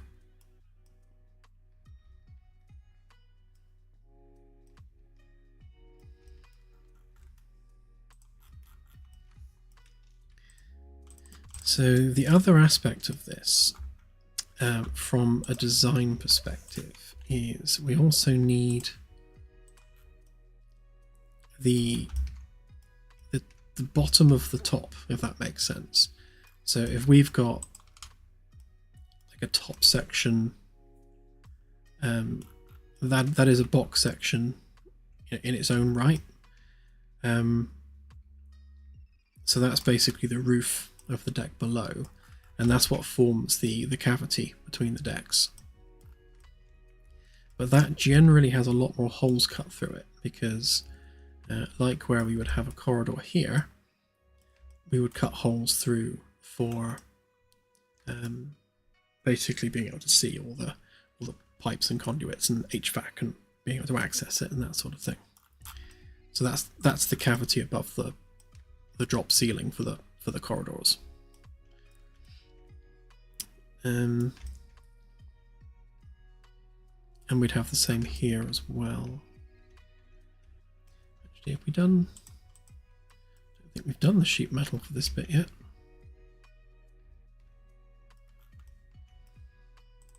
Let's put that in real quick, and then we'll cut that out.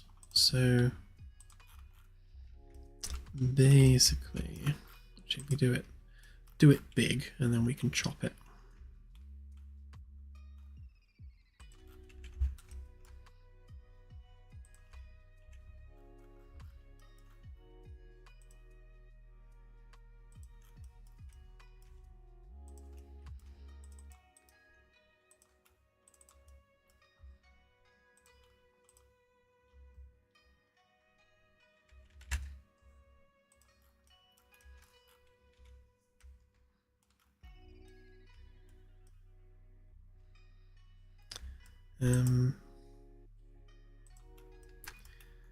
Yeah, thinking of this one, aren't I? So that goes down to there.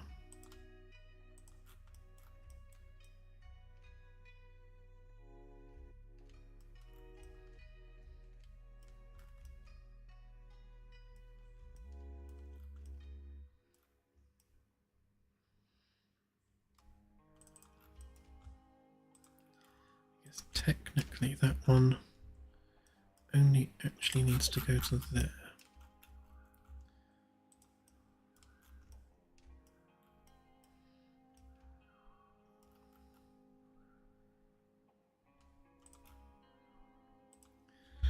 Though for consistency's sake, I will have it poking through.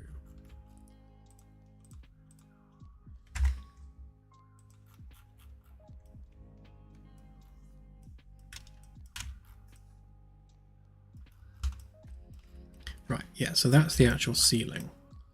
And then what we get on top of here is actually this piece. So it means we need to take a copy of that and that. Grab a copy of those. Plonk them in there. And then we'll join these up across there.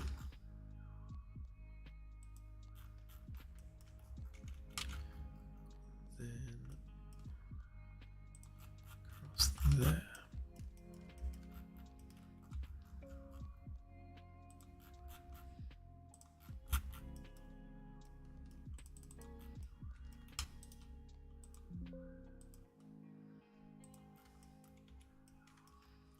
Right, yeah, that's more like it. So, yeah, so that's the chunk that we cut out for the bridge that gets plonked on there. So basically, that's the floor of the bridge, if that makes sense. And then we have our cavity above each deck, which is this cavity here, which means we then need to cut holes into here so that we can access all the stuff in the ceiling. And so if we get rid of that basically shows you where all the holes get cut to. So as an example,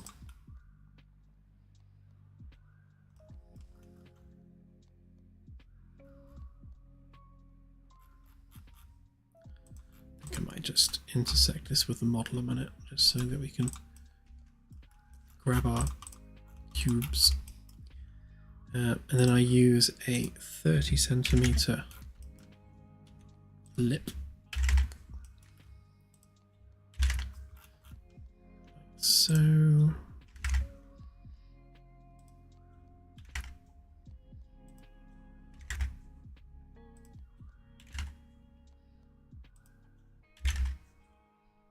when it comes to things like the rooms, this is what forms like potentially where the ceiling panels would be in the room. Although like some rooms won't have a nice evenly spaced out grid on the ceiling. So things like the crew quarters probably won't have that. But the corridors will.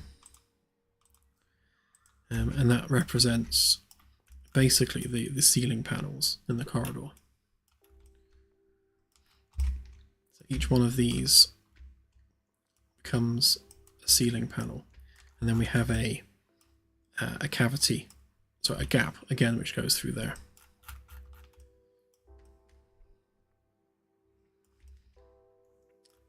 And yeah, we'll do something different here. So we'll, again, because we've got so much space to work with, we'll raise that up and make it nice in some way. But that has reminded me that we need to raise that up a little bit.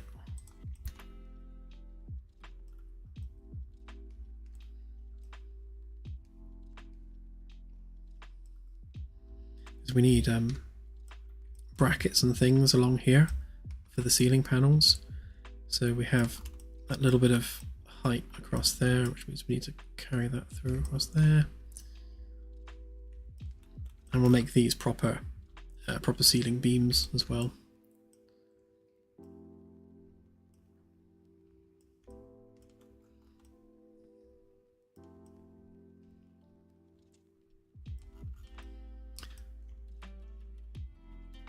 Why is that not lined up properly?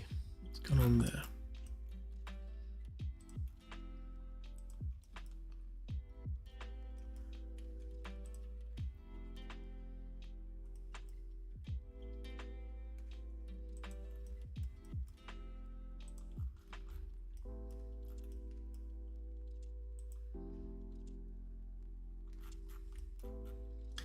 So that's the one that's correct. So you are wrong.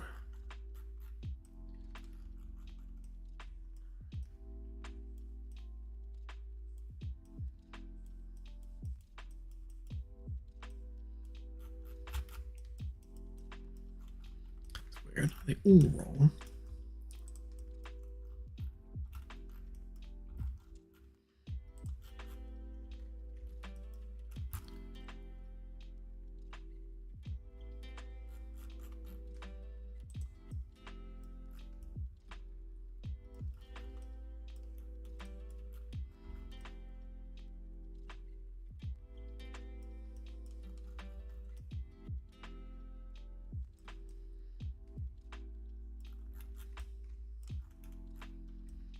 I'm more inclined to believe bracing than I am that. So,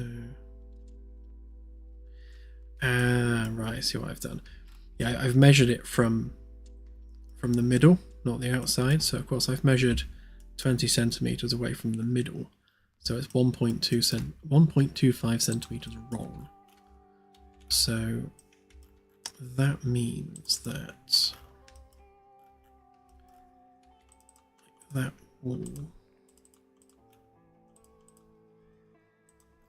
needs to come 1.25 that way, which means that should line up with that now. No, it's... Oh no, of course, no, it'd be 1.25 the other way, wouldn't it?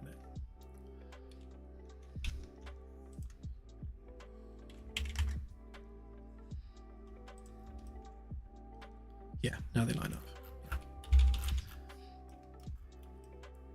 All good.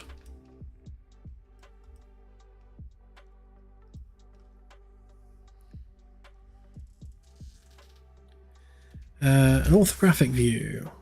Yes. So you can do under camera. At the moment it's on perspective. If you turn it to parallel projection, it makes it orthographic. And obviously you can then do up, down, left, right sort of views as required.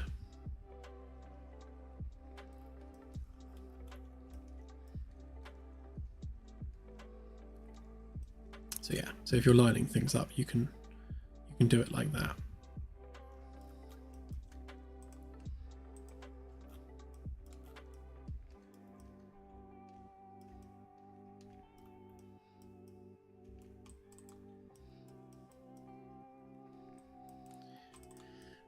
Okay.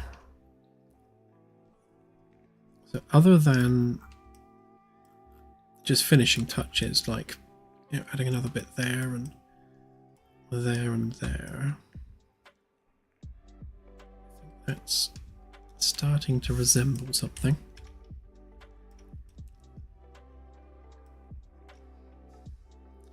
There is, yes. So you can like do that, so you can see through everything if you need to. It's a bit messy when there's a lot of stuff on there, and you can also see through things like that as well if you need to.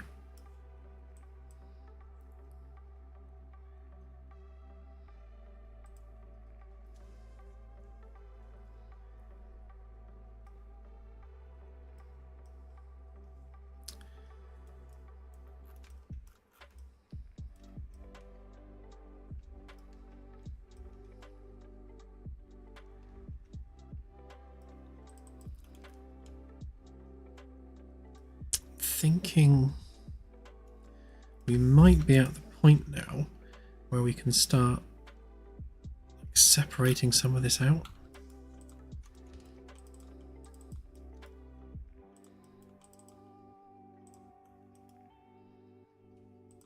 Just make sure this is lined up.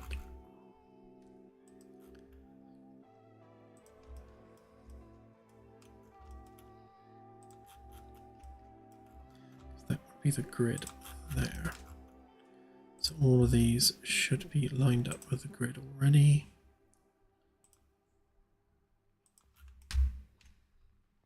Yeah. Looking good.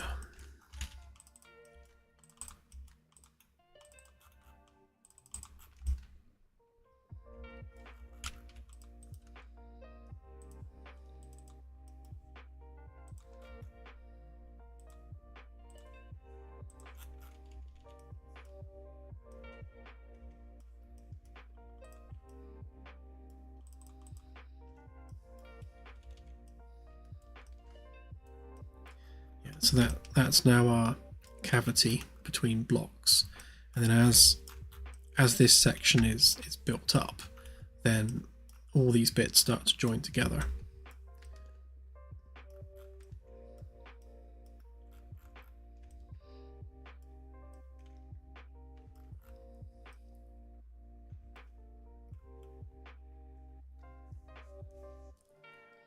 Have a good one, Binary. Enjoy.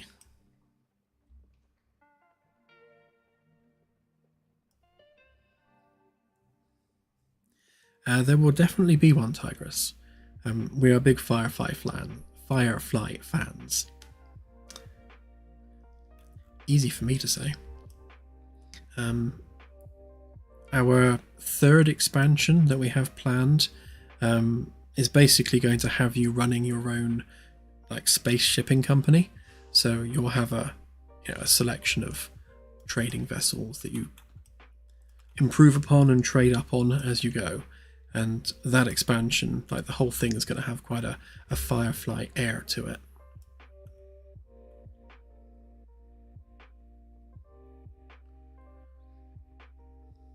What? You've never seen Firefly? Stop watching me and go and watch Firefly. It's much more entertaining.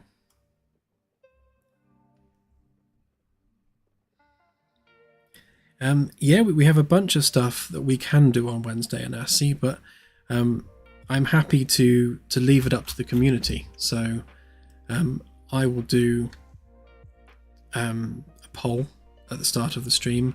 If it's 50-50, I'll probably do the Caravella. If not, then I'll work on something off the roadmap. But do bear in mind that I'm working on the roadmap stuff all day, every day. So it's not like it's not getting done.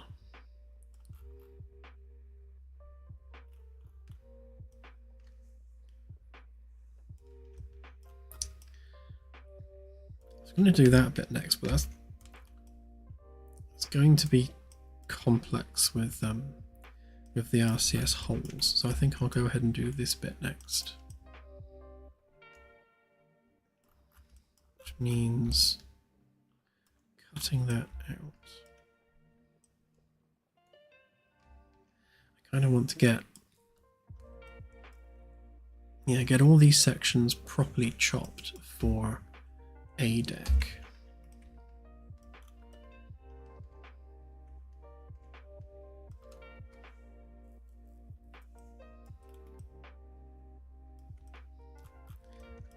I want to avoid chopping through this if I can. I think I might just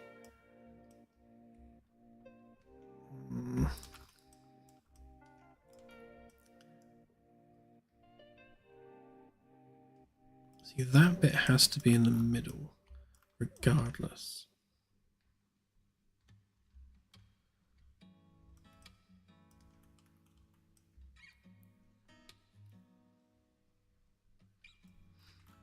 I might go off grid for this top section here. Because other than this middle bit, there is no overly pressing reason to stick to the grid, because it doesn't need to align with anything.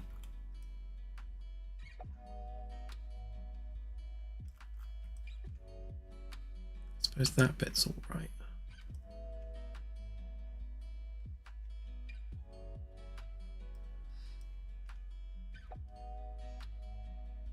Yeah, I guess I could do that actually. I'll do a chop line there, because that bit's okay. It's not really intersecting with any of this stuff. And then if I do another one through there, that would mean that this section in the middle becomes one solid piece, which structurally is betterer.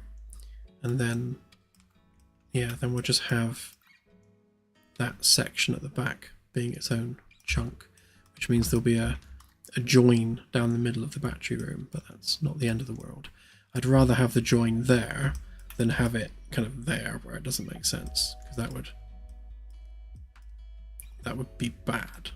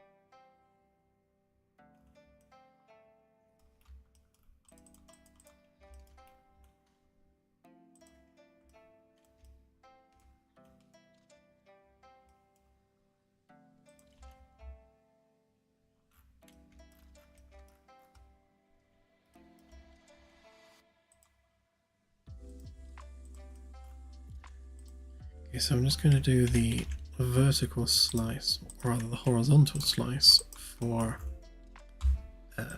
deck 1.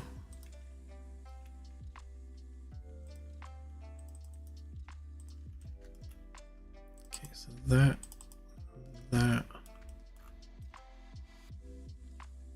basically deck 1. So if we then do that,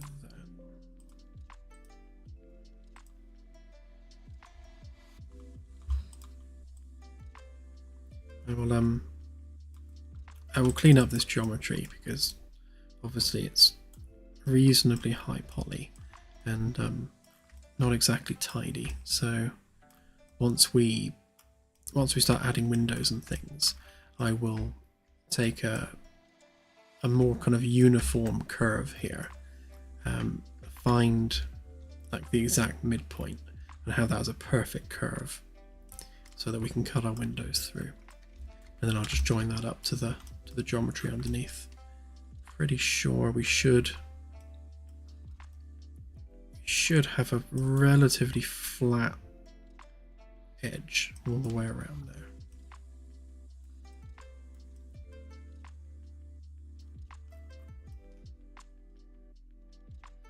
We shall see.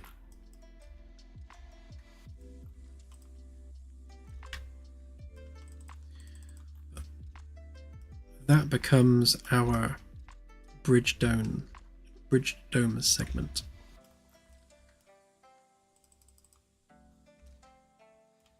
Which is a piece all to itself. And then of course you've got that which kind of overlaps it. In fact, I think I'm going to remove those.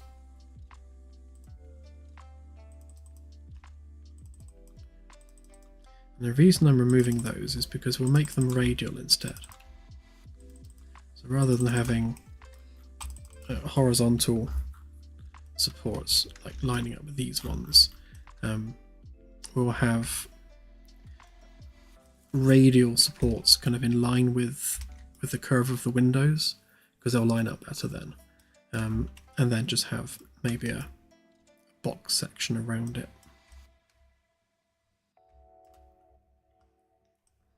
Again, that needs to weld on top. Did I not make this a component? I didn't.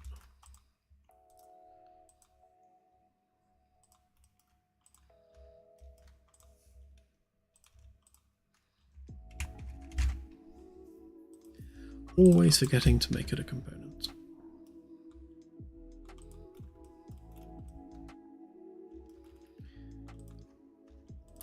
so now we can get rid of those bits. So we're going to make some new ones.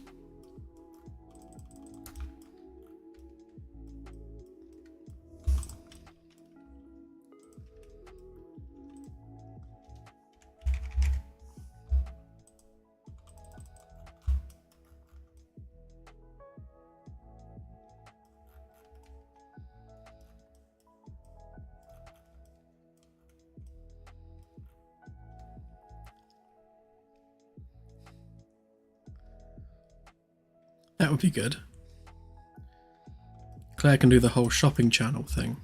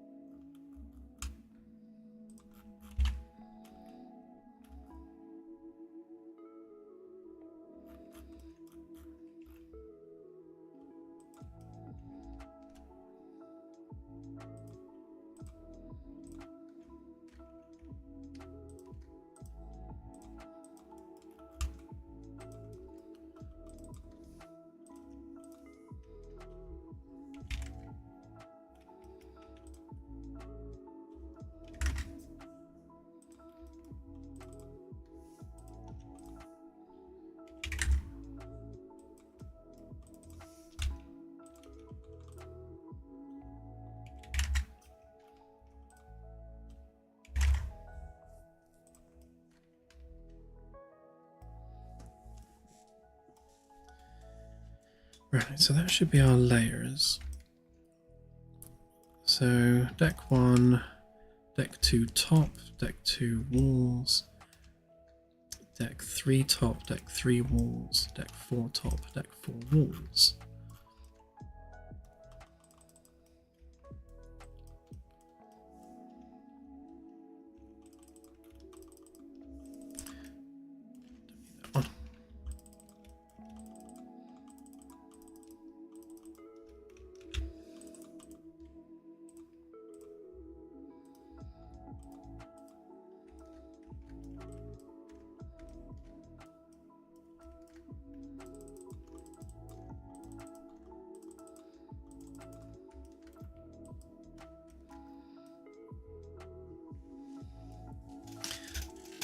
Okay.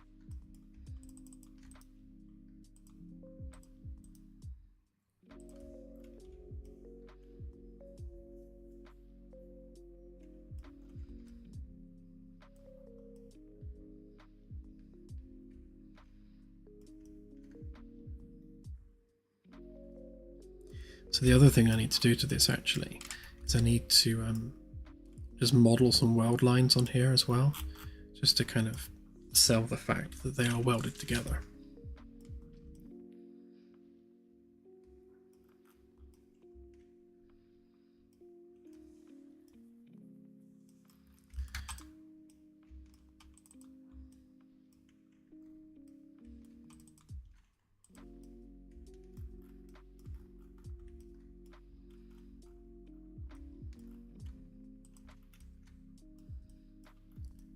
Okay, and now we need our horizontal cuts.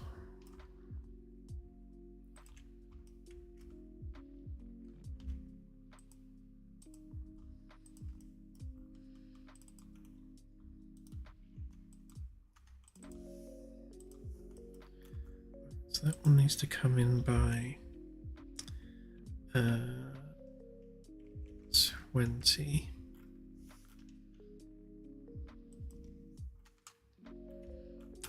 That one's on there.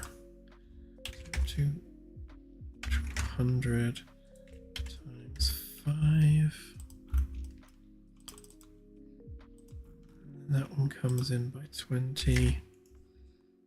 That gives us our lip around each side. They're on the grid.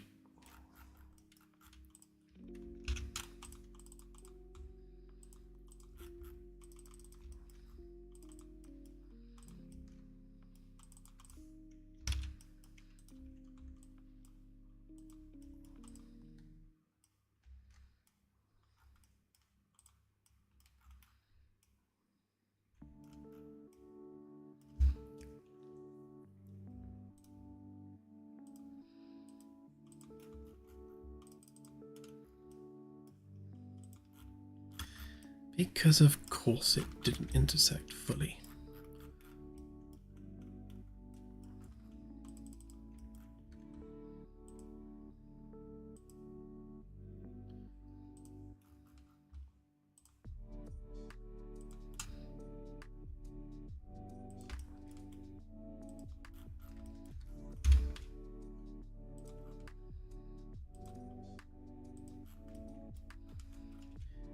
I think one of the only criticisms I could kind of aim towards SketchUp is little things like that, where you do like a good faith intersect and it just doesn't. And you have to go around afterwards filling in all the mistakes. I mean, it's not like it's complicated geometry. It should have been able to do that. There we go. They're like, where do these lines come from?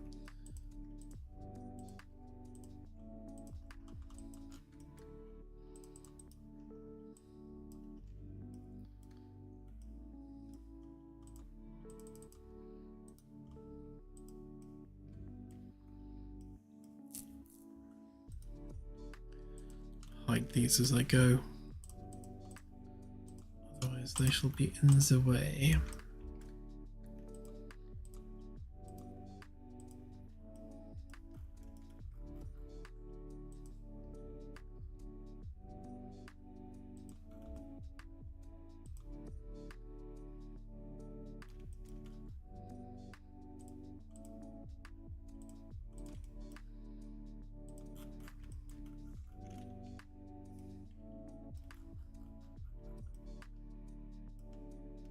Why would it miss that little bit there?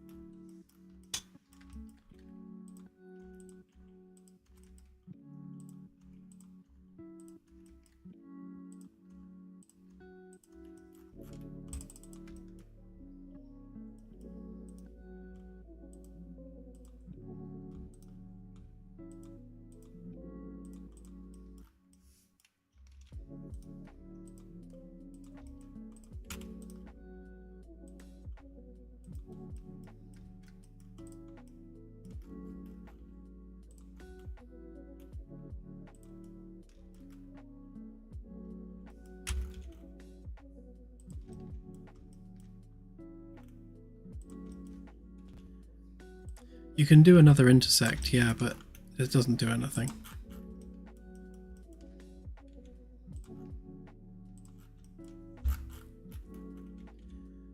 Just for one reason or another, there are bits of the geometry it doesn't like, and it's going to ignore. So you just have to go around and fix its ineptitude.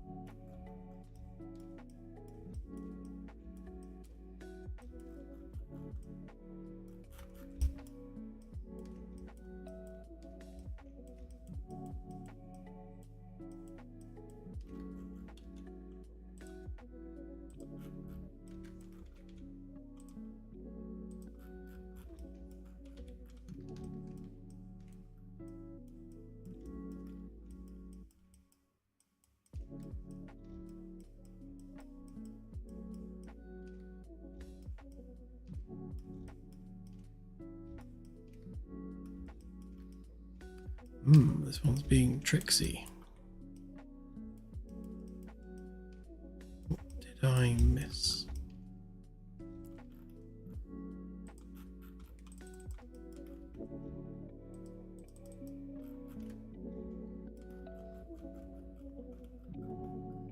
Is it literally that little bit there? Quite.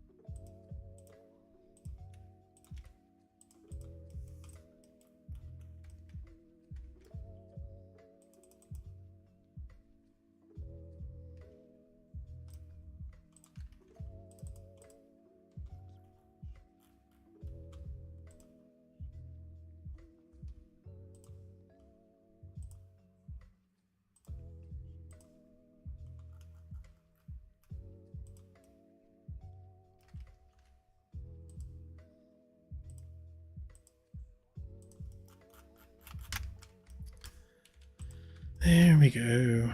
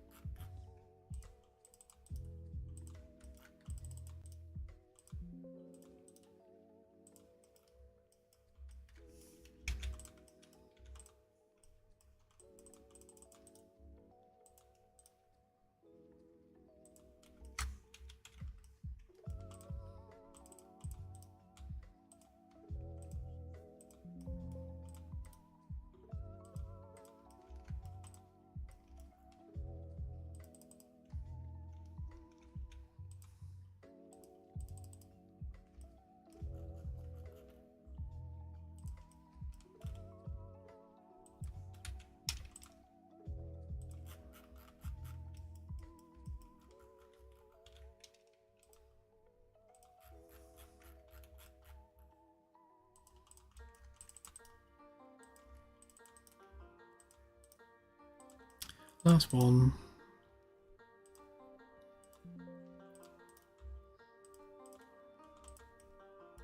Ooh, that one worked. Hurrah!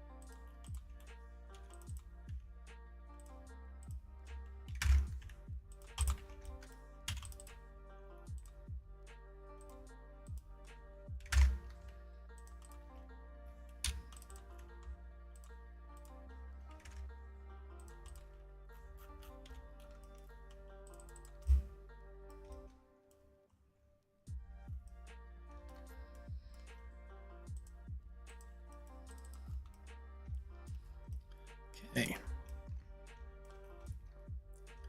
And then as before, we make decks. I've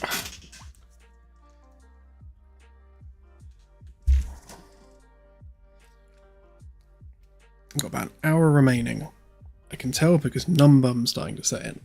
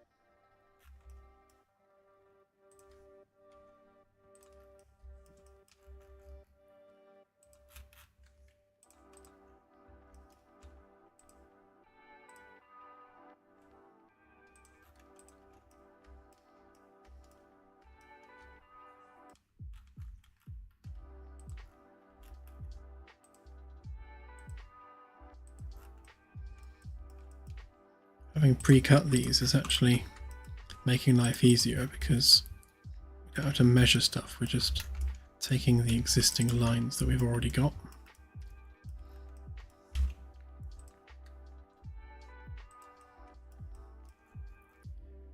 And with all of these being a little bit unique, sadly we can't copy paste, although we might be able to do a couple of them copy paste. Yeah, those ones should be equal.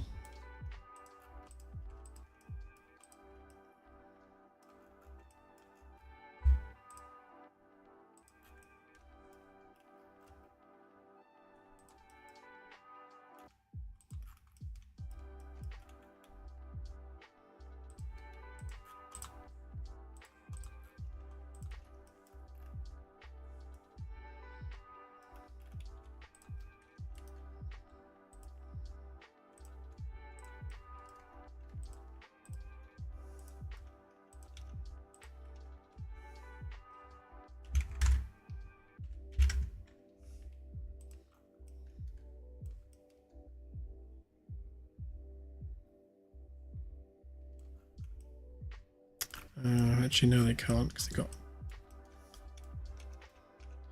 Another curve above.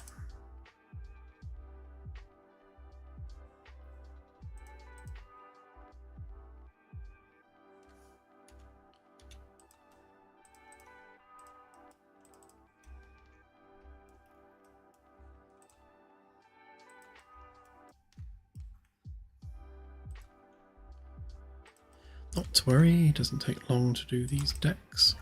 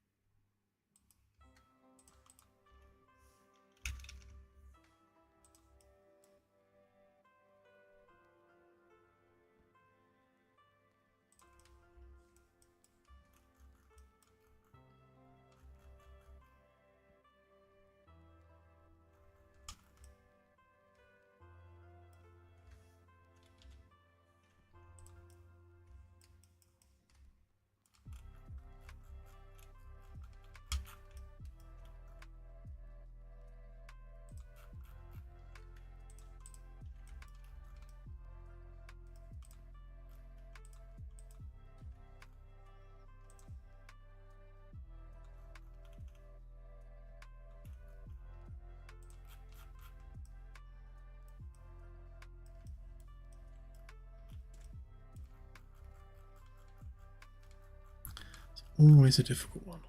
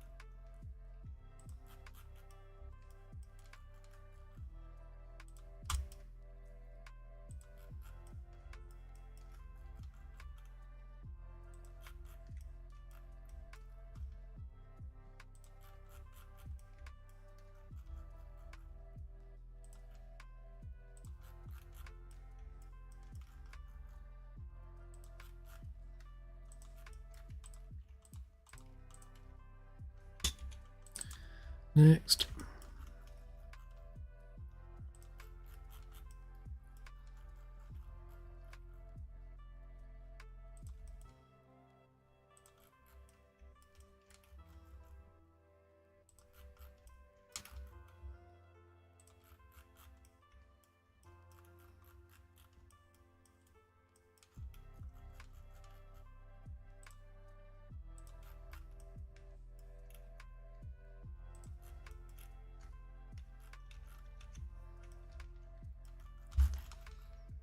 Something didn't feel right about that one.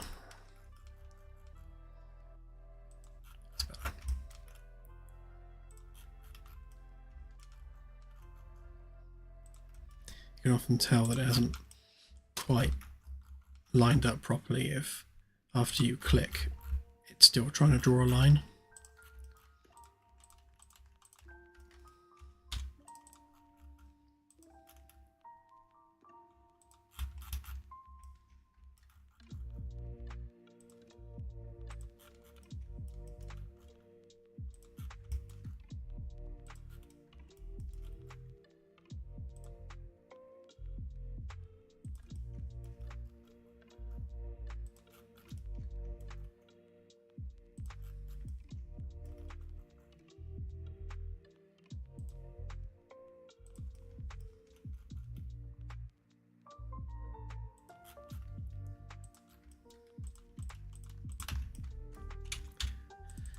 Okay, last one.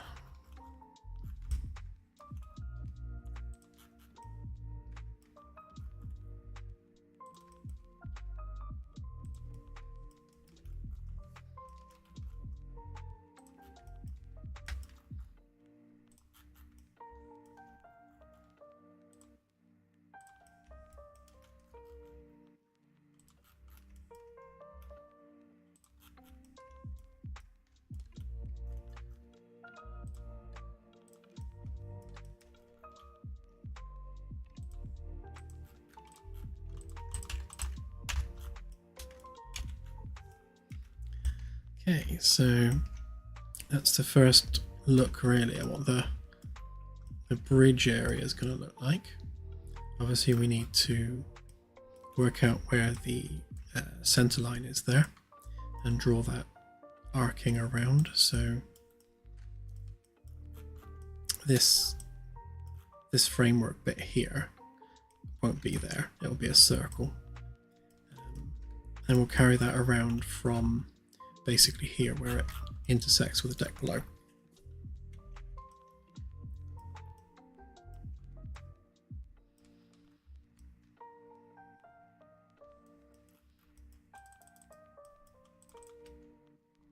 Okay, so we'll chop that up into layers in a sec.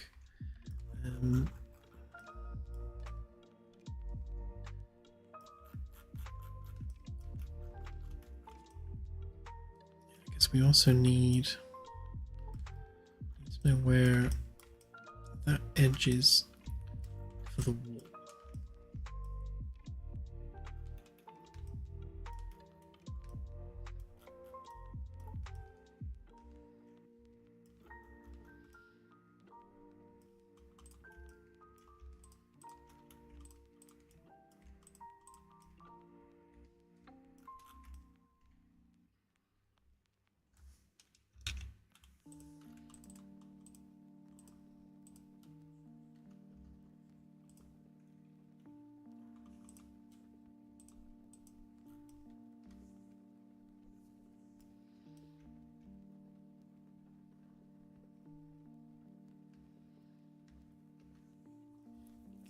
So that gives us our wall boundary for what would be sick bay there. So that's basically, that's the sick bay ceiling. So you add the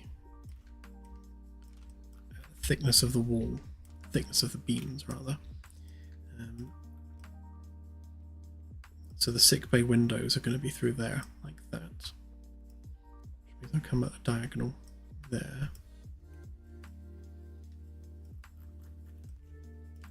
And then on the floor down here, it doesn't matter quite so much because these are just crew quarters. So this is just a cavity, so we don't need to worry about windows or anything there.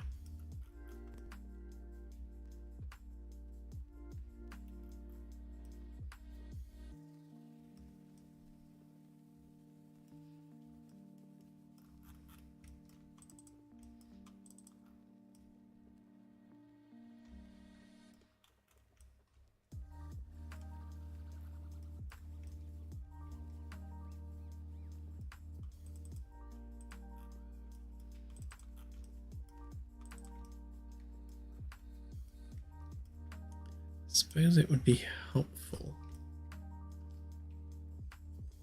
if I cut those in half and worked on them like as a mirrored object, just to make sure I get the middle right.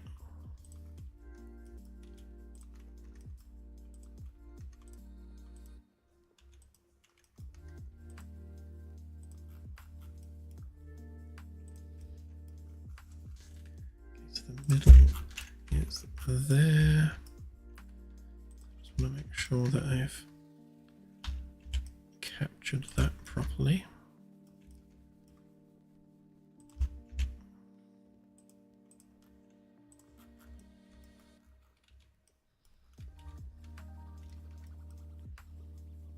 Yeah, so there's a couple of void spaces down here. like this side specifically is going to be for ordnance for the weapons, but the void space underneath here, that's an interesting one. Not quite sure what we're going to use that for yet. We do need space for fuel tanks and water tanks and all sorts of other gubbins, so we will definitely find a use for it.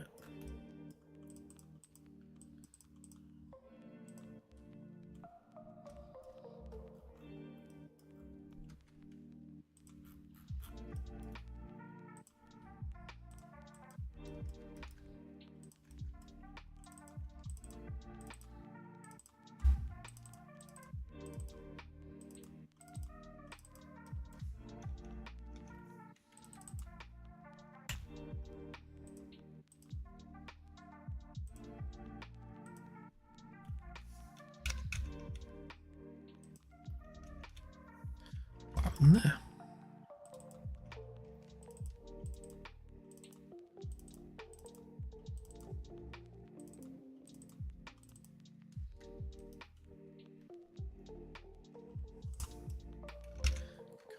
Copy. Delete everything. Paste in place. There we go. Right, if we make that a component.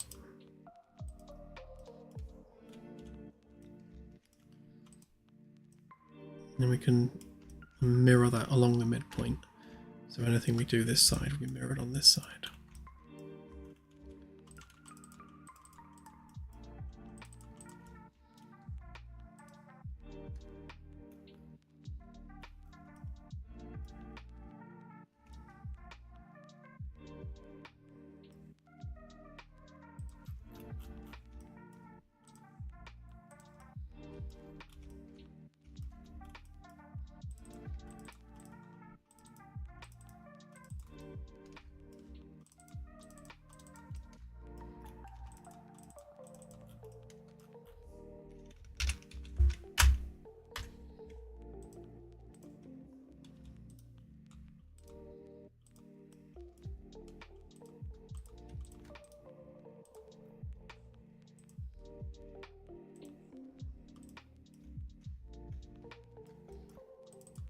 I'll just hide them as I go so I know which ones I've done.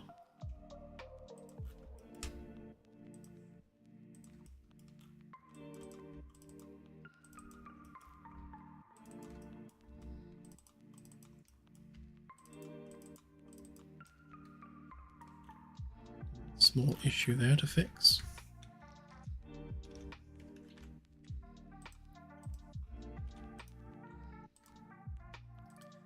Component, hide.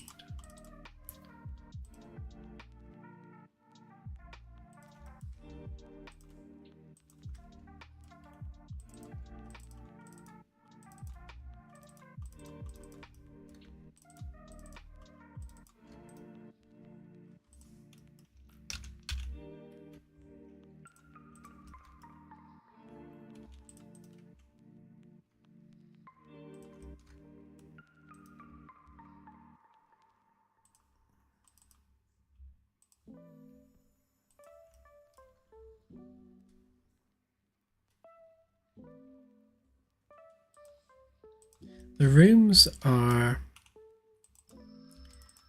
they're not necessarily pre-sized, but they do fit to a generalized grid.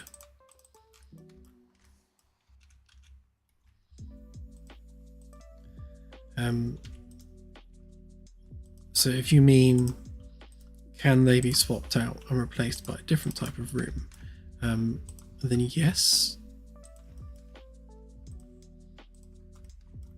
But for this particular ship and mission profile, it's very much built for purpose.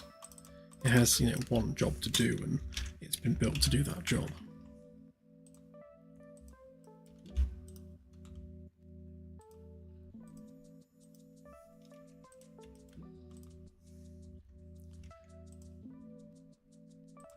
Okay, last one.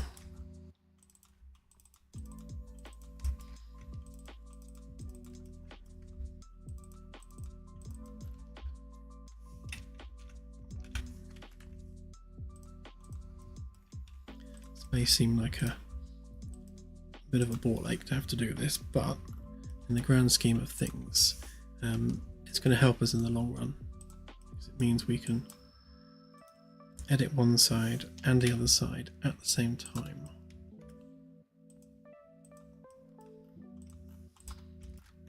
Get rid of that. Let me grab that lot. Copy that over there. Flip it along the Y. Join it back up.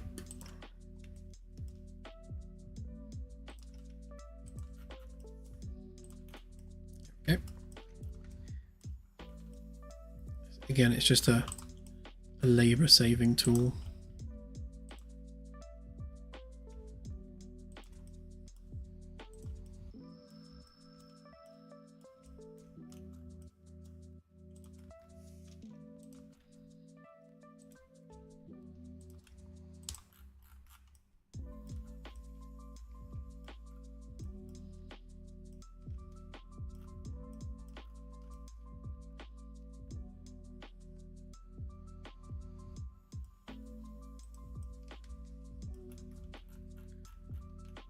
I can start drawing the floors, can't I? So out 5, 20. Yeah, see, that's where I need it on the other side as a marker.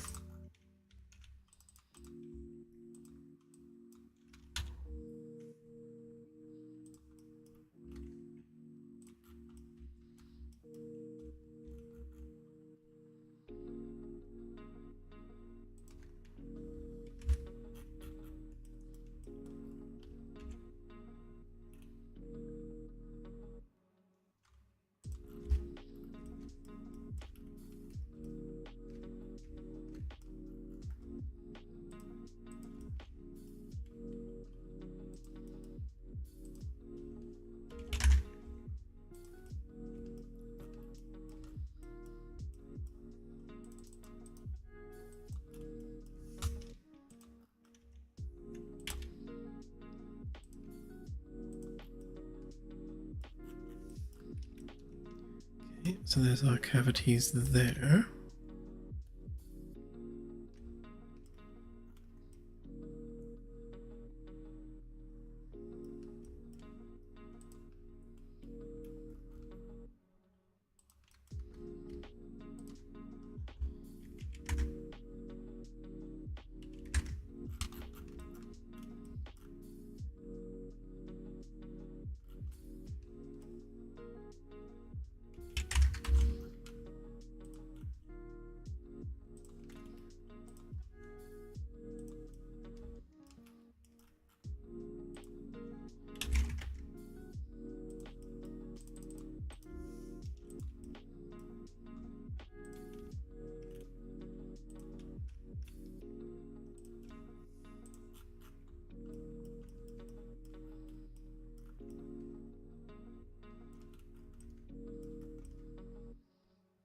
So those will get chopped through by the outer hull so they can form to the right shape there.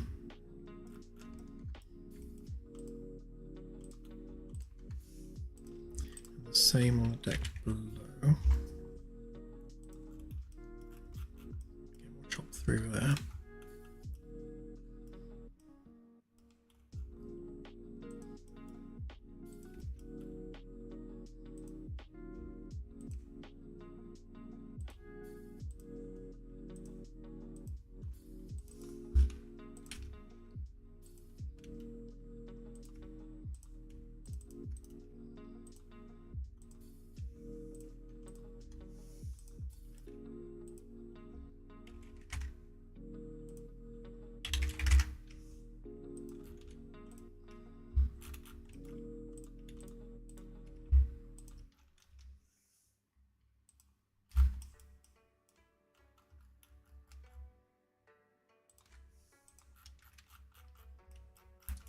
Just a bit.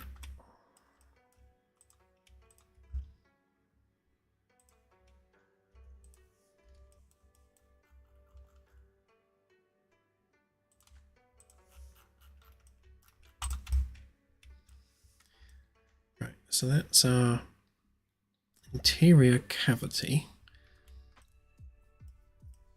So you can start to see now the curve that we're going to have to put in there for the wall. It's a slightly awkward curve in places, but no matter. It is all good.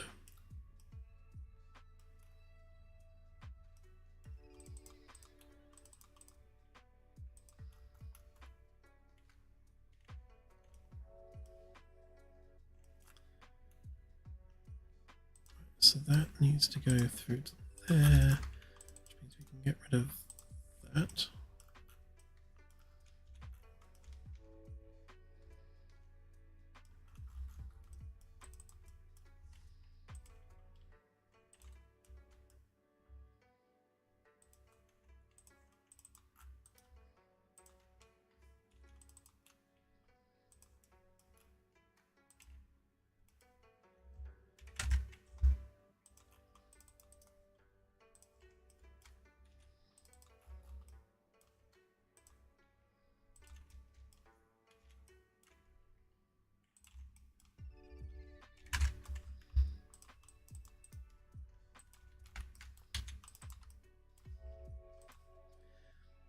Hoping as we do more sections of this, I will spot some efficiencies and ways we can improve the process to make it quicker.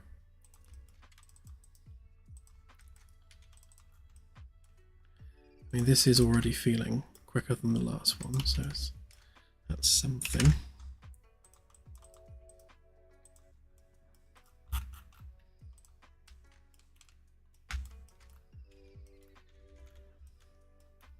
Doubling those up and making them components definitely made it quicker. Right, so there's our maintenance cavity. Have a good one, CSI. Sleep well.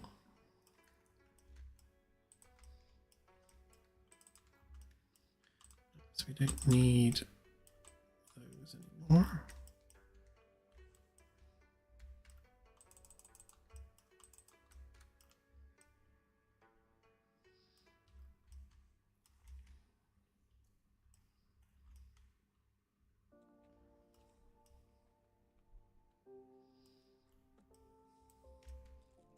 So the question we have here is where do we do the windows? I suppose, given that, again, this top piece and the walls are technically one and the same, and the fact that it's chopped off is just for the game. It means we can cut the windows through there.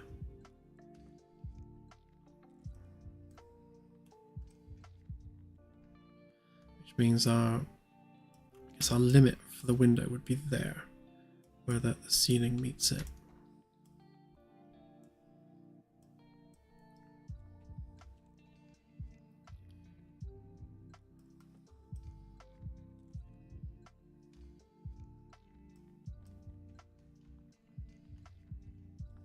Okay.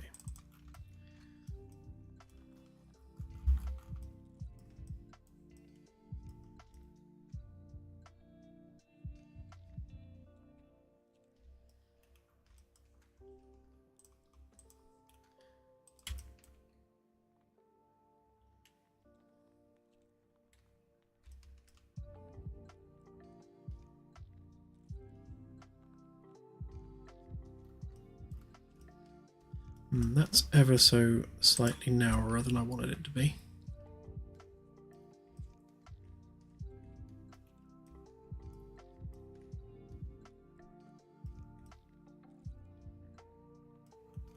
It's not the end of the world. I can always raise the platform up slightly. I wanted to make sure we had a 1.5 meter gap across there.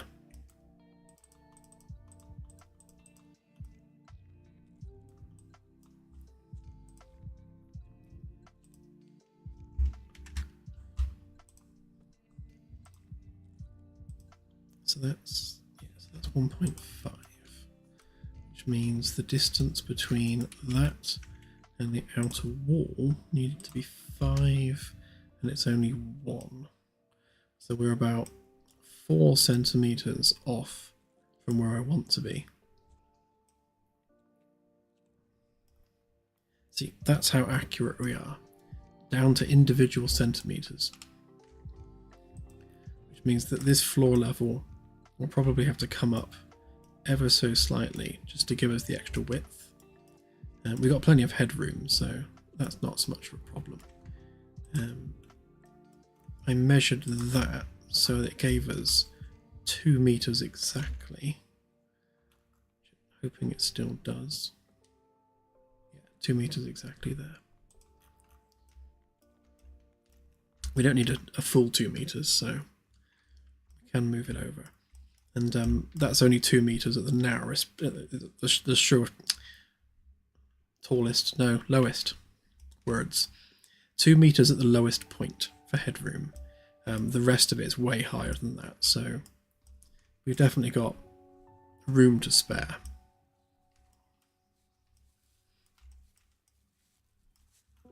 I think that runs straight all the way down there. Yeah, so it only really becomes a problem at the pinch point. Because beyond that pinch point there, it just gets wider and wider and wider, so it is all good.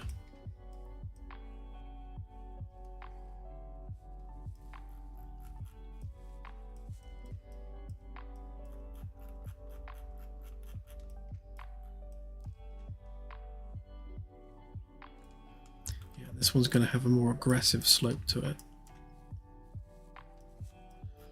Okay.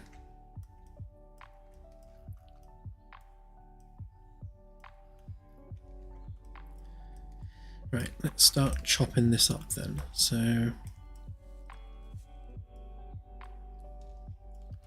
what's the easiest way to do this? I suppose we add all of that to group. Actually, if I make that a component,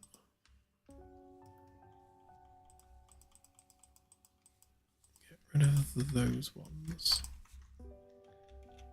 explode that lot.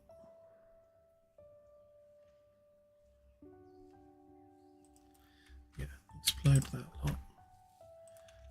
Take that across as one solid lump.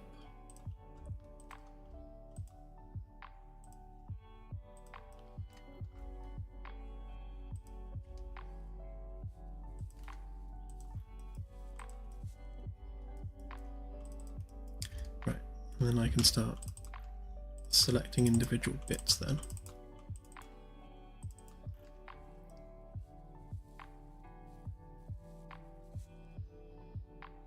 So we don't really have a top for the bridge.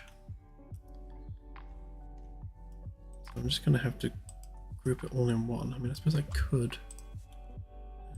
How high is that? 2.5. Yeah. So the top is literally just that bit there, which we might need to cut off when we're doing deck maps and things.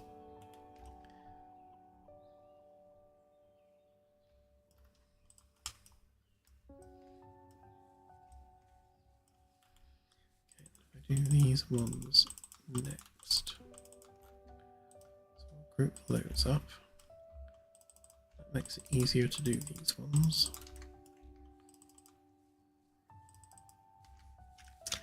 Ooh. That was the one that was messed up.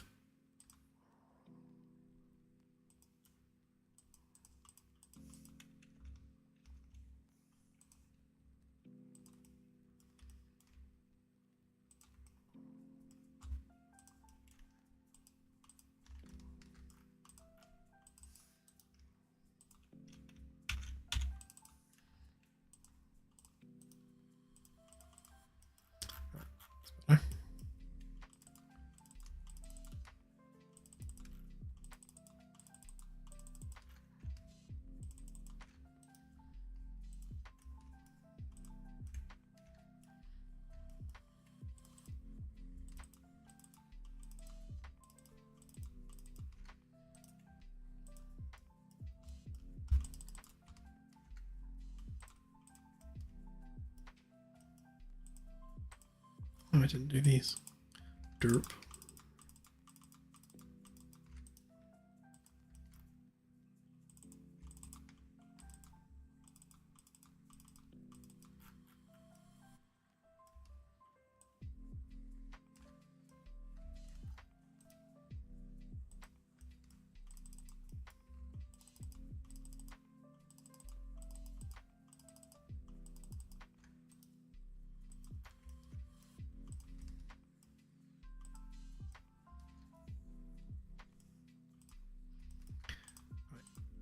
Layer, layer, layer, layer, layer.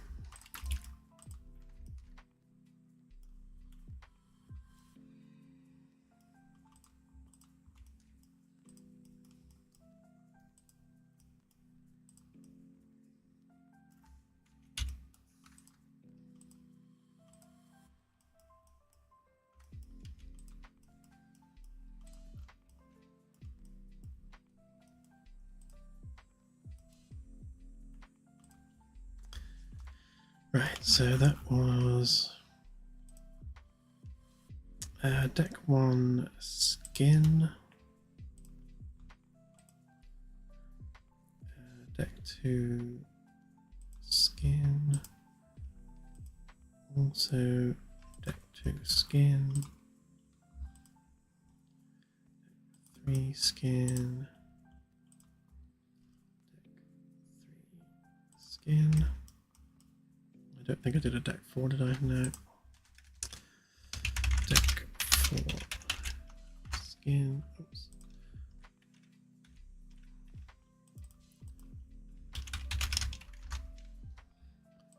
So you two are deck 4 frame skin.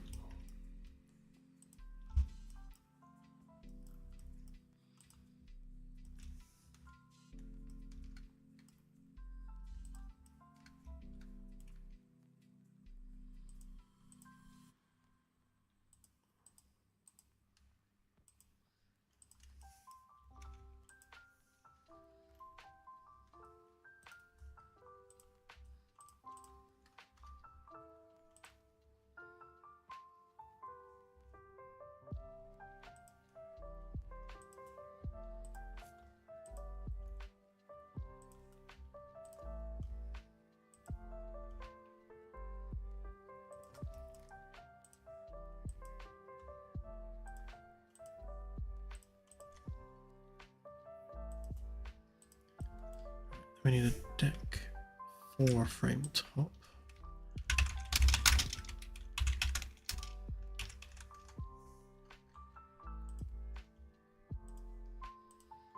And a deck 4 frame walls.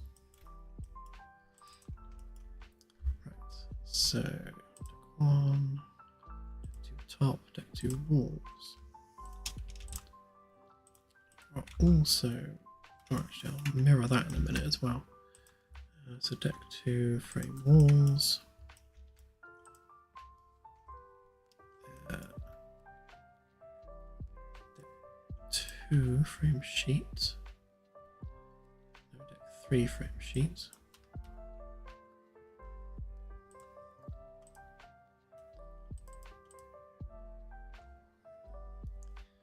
okay, deck 3 frame top. It's also top, as are those bits, and that, and that, and that, that, that.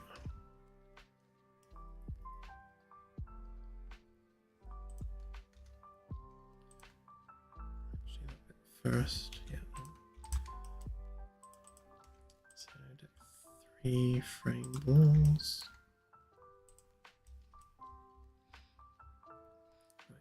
4 top, deck 4 walls. Okay. We have our layers.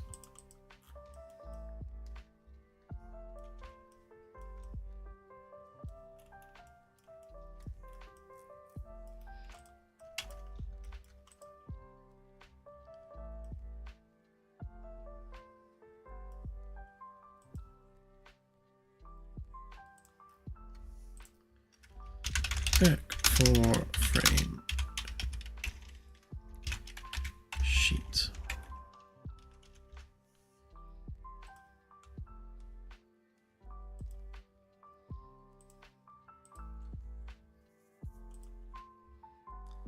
frame top, deck 4 frame walls, and deck 4 frame skin. Don't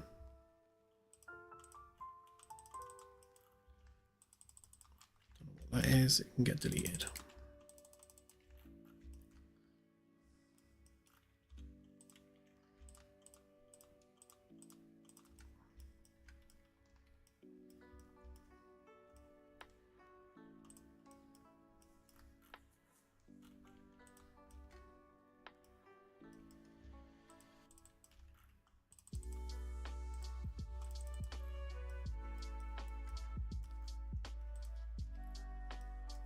Right, so now that we've got all those layers down, we should be able to start building the ship from the ground up.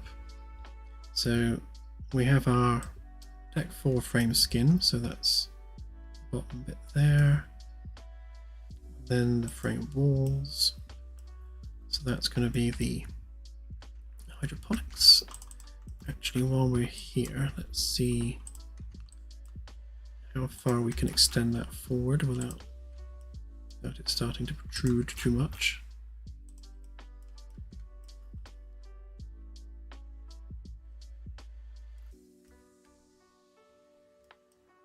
Okay, not too bad. So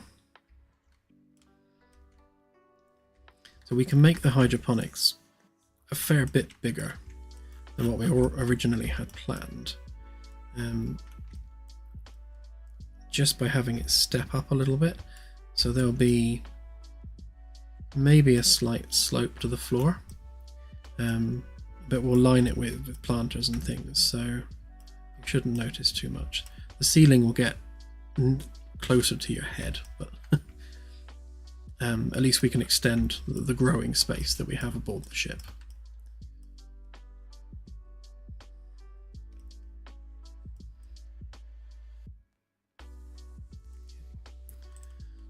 Good. And then we'll extend this room like literally all the way out to the sides, because we have no like infrastructure or anything there, because all the maintenance stuff's above. So this room can literally go straight to the edge. So the walls of this particular room are going to basically be this. So we'll need to extrude the outer skin all the way through to the middle.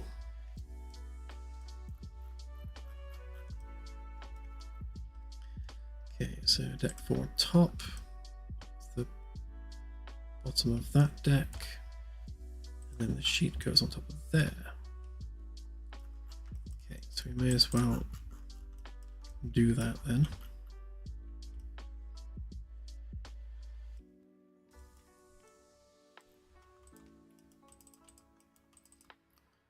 So if we grab that and that,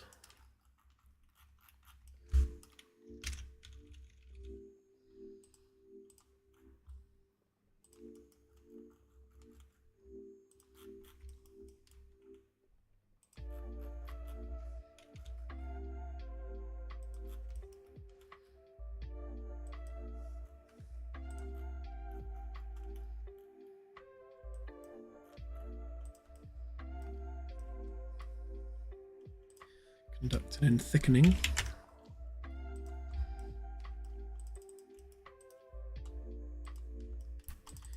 Right, so that's the top of that deck. Obviously all that's going to get extruded and thickened, and then we'll chop that off so it's smooth. And that also needs to be moved down below as well. That's the ceiling of that deck.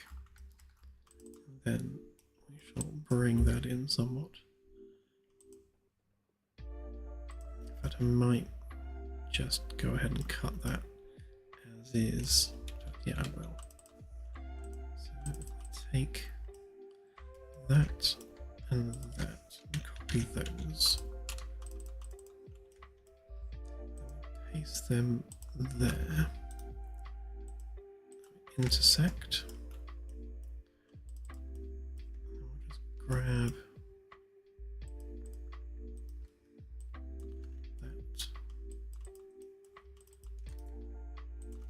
hopefully it intersected cleanly all the way along. Looks like it did.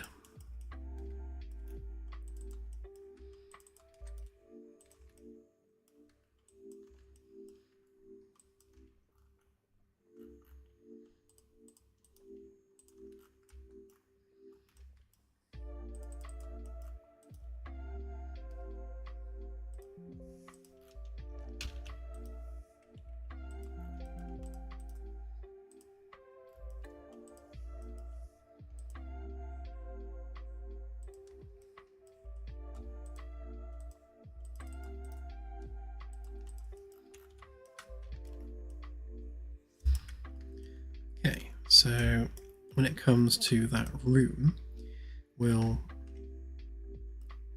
follow the contours of this. We'll skin the inside with that same contour, creating our cavity for the outside. And yeah, either we'll have it come up at an angle to the ceiling, or maybe we'll just have that, keep that bit of the curve and then come up straight and make this into like a triangle here.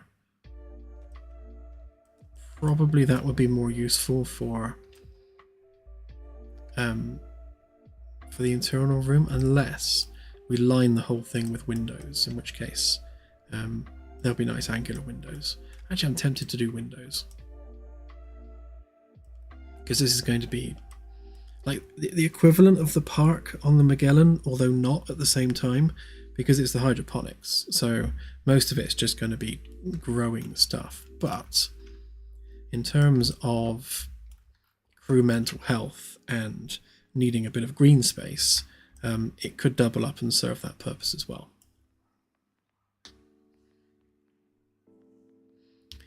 The easy answer to that, AJ, is that they wouldn't. Curved UIs are notoriously bad. Although I was looking at our texture streaming budget, and because we're using like an ungodly number of widgets at the moment on the ship with all the UIs, a lot of those are creating quite big render targets, and it is chewing through the VRAM quite a lot.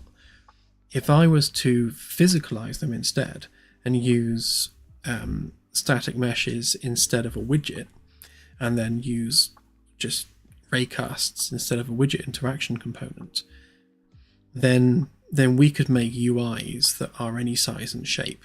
We could make them contour to any surface. We could make them like cones if we needed to, which means we would basically abandon Epic's widget system entirely and use our own, which is a physicalized 3D, an entirely 3D based UI, which in some ways would actually be better. It gives us more flexibility if we do that. So maybe I'll do that for this ship actually. So rather than using widgets for all the UIs, I'll physicalize them and make them static, and see whether that has a big impact on our VRAM usage or not. Something tells me it will.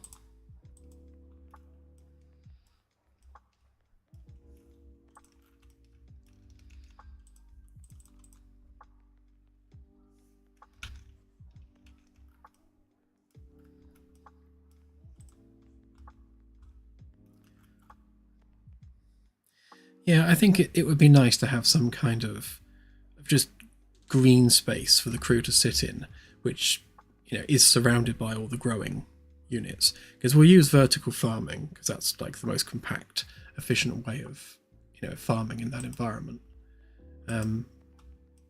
Yeah, and I think that would go down well.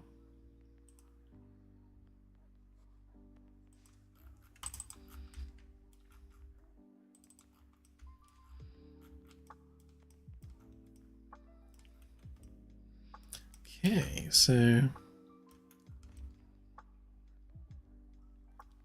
looking good.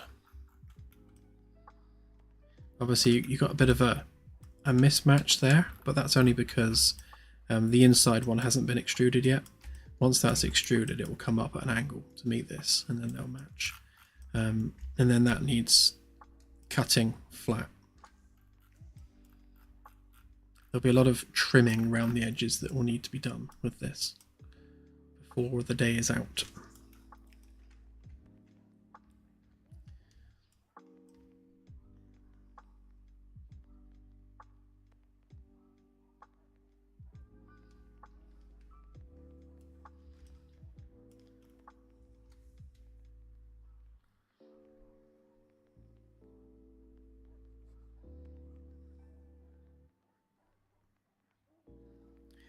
Yeah, we've got scene projections already, so you can have it show like a forest or a meadow instead of space if you want to.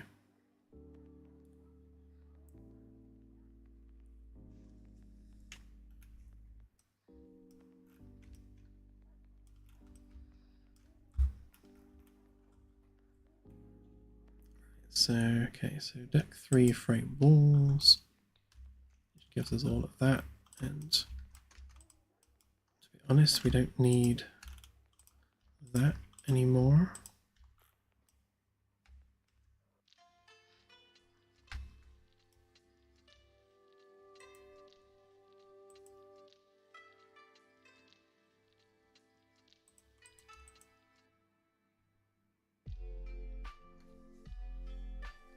Just wondering now, where's my walls gone from down below? But of course, we're going to copy the other ones down, aren't we? So it's not a big deal.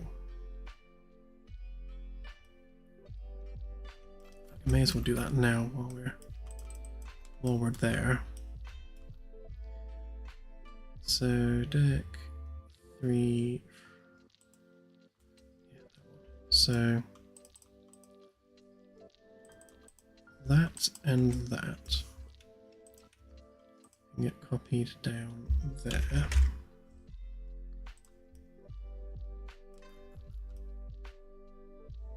Because they are in effect the same.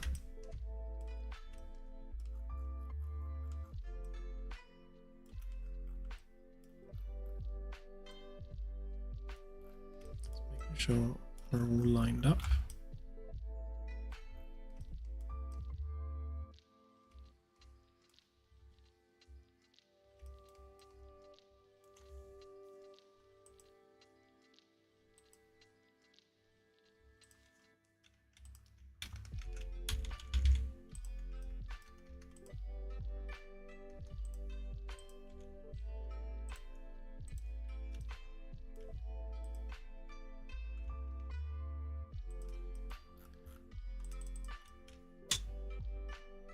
Right, there we go. All matches now.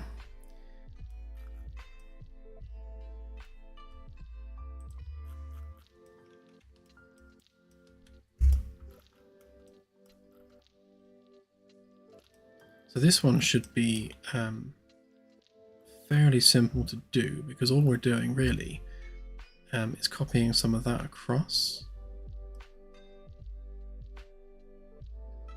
It's all just crew quarters.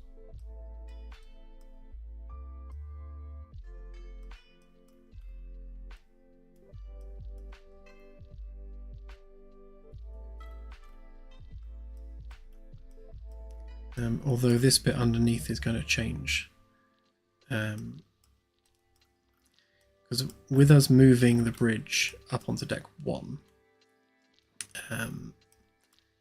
we can change how we access what will then become like the crew lounge and everything at the front. I don't know whether I prefer walking up into it or down into it. I think I'm favouring up into it because there are more crew quarters down on this deck than there are on deck 2. Because obviously deck 2 is where sickbay is. So if we're walking down into the lounge, it also means that the crew are all traipsing past captain's quarters the whole time.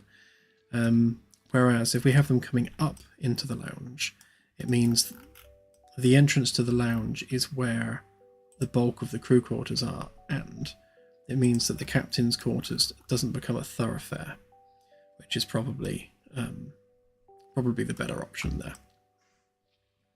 And it also means that we can extend the captain and exo quarters that way, so they can fill this gap. So they'll have their own entrances there, but they've got an extension bit for reasons. Don't know what I'll put there yet.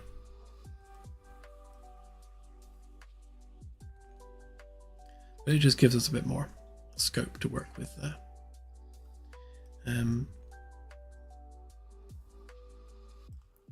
Yeah, and I don't think... Oh yeah, it's going to have a bit of an impact on the height, so there will be like a lump in the corner, but we can do something with it.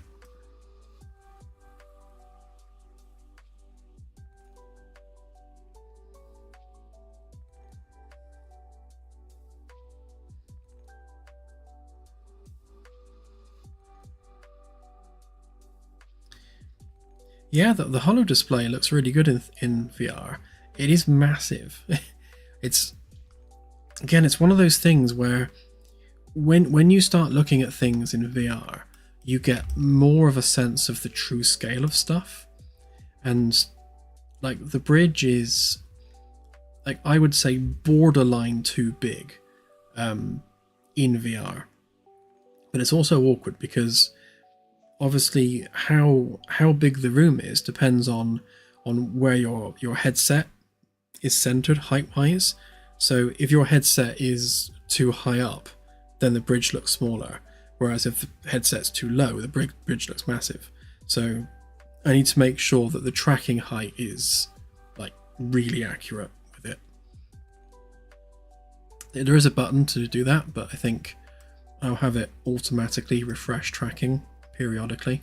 Or like when you sit in a chair, it'll obviously put the head height for chair height, but then when you stand from a chair, I'll make sure that it readjusts tracking when you do the stand action, obviously assuming that you're actually stood up in the room. But we'll deal with that nuance as and when.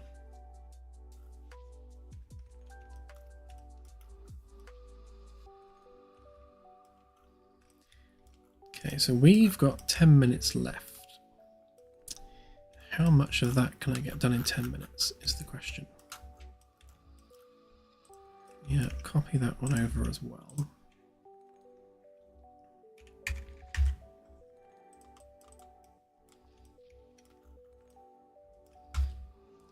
So let's get rid of deck 2 a minute. So we're just dealing with deck 3.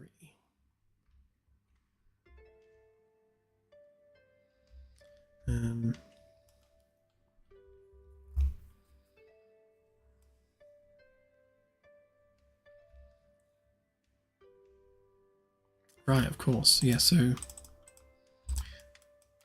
for deck 3, those don't need to be over there because we're only doing crew quarters. So that's that cavity that we've got underneath. So the sick bay room will be wider than this, so there'll be like an overhang. So that creates, I guess, basically with that creates that cavity underneath. So that gives us room for like tanks, or I guess for things like sick bay, we could have like oxygen tanks and things like in that cavity, accessible from the maintenance tunnel, and whatever else sick bay might need.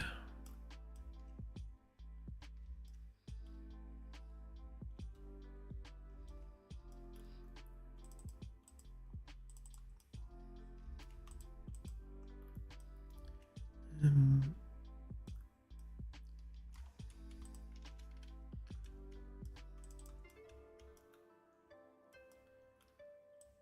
guess we need that.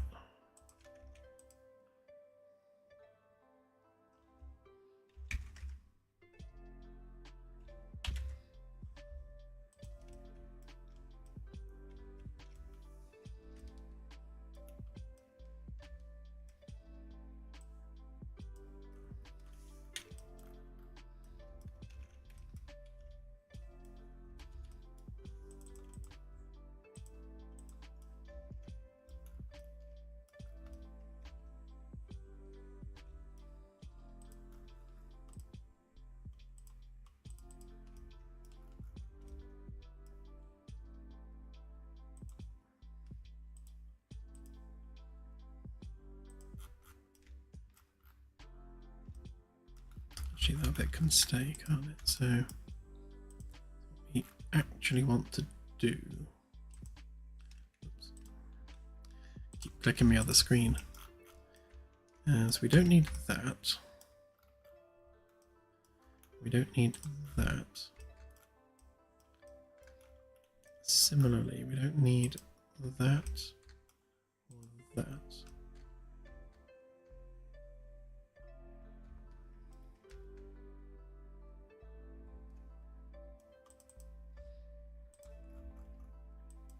That one extends to there. That won't have a curve on it.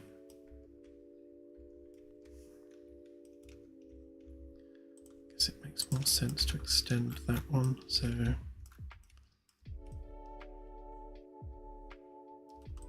let's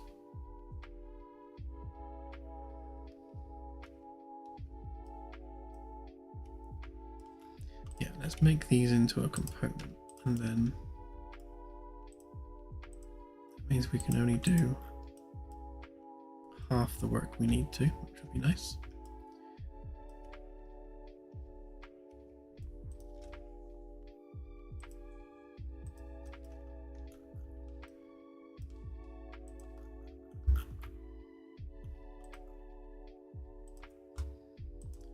Just for simplicity's sake, I shall wrong group. Get rid of that. We can extend that to there.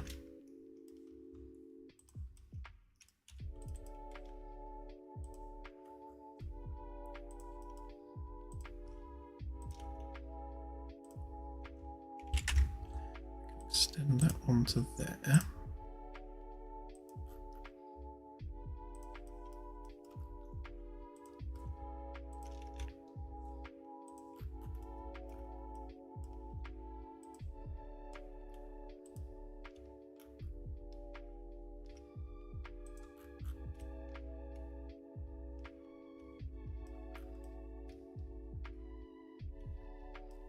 I need to double check my template actually to see where those wall attachment points need to go, but I think that will do for the gist of it. Right, and then that one we can get rid of. And then just copy this one over.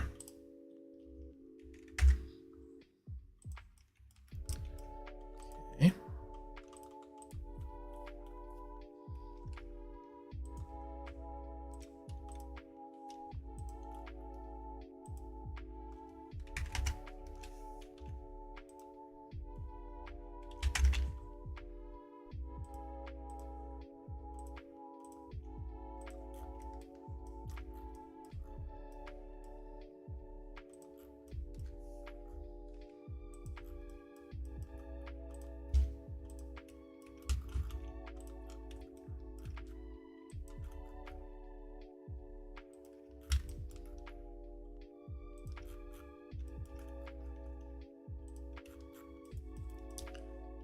For now, I will assume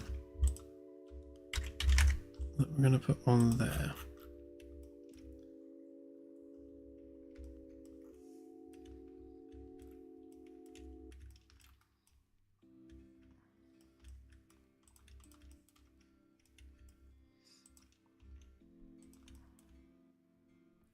Yeah, that works.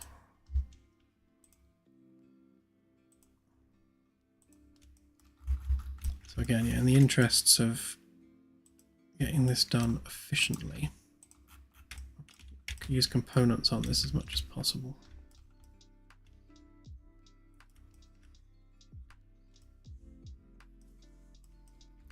So there's our crew quarters across there.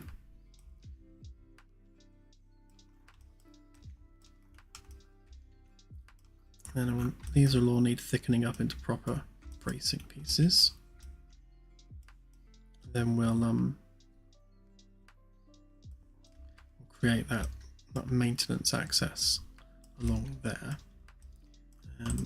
But we do need to be mindful of how far out sick bay is going to go.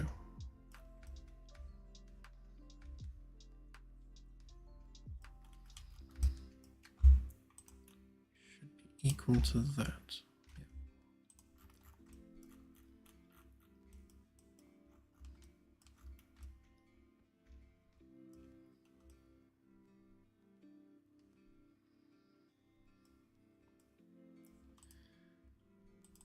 Yeah, so we're going to need, well, we don't necessarily need a full wall there, but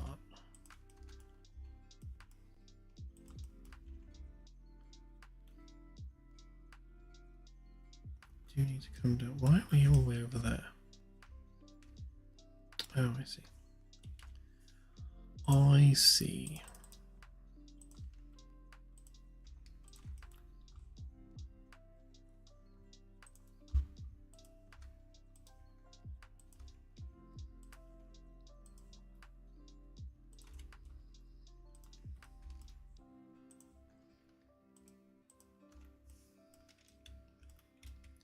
Yeah, so that's our frame. So actually, yeah, if we are adding a cavity there, then we still need that full width. So that would be more like that.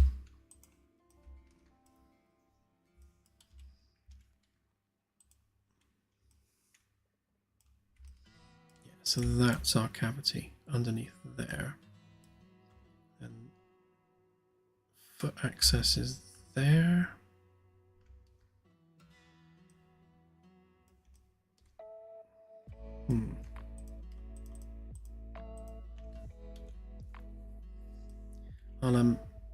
I'll have a look at how practical that cavity actually is. We can actually have some steps going down to it on this side easily enough.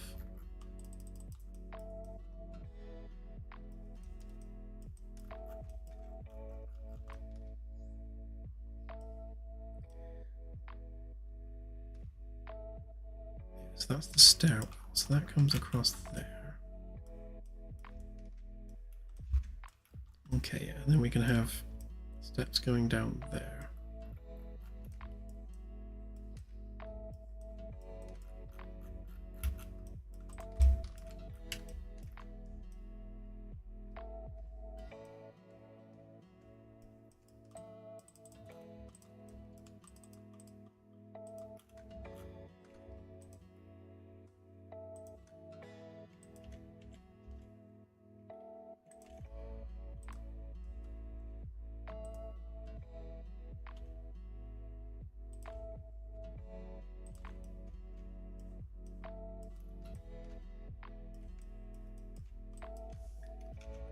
Oops.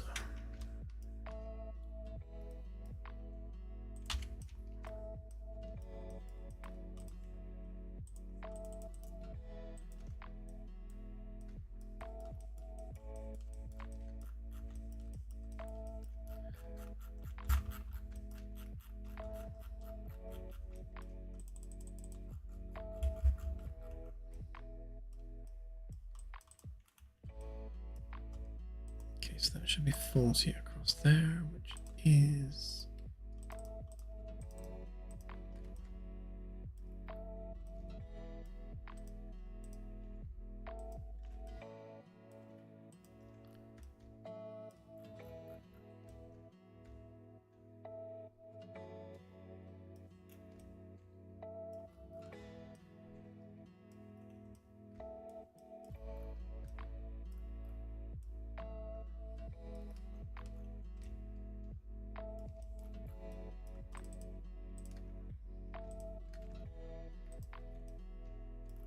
right, and of course that's going to go all the way across because there's nothing above it.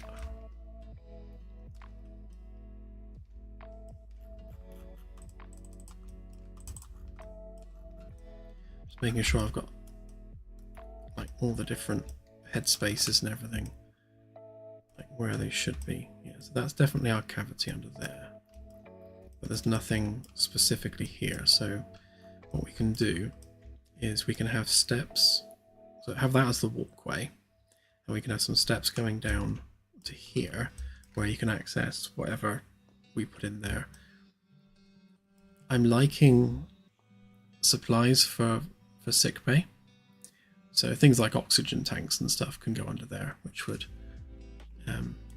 be a decent place to put them.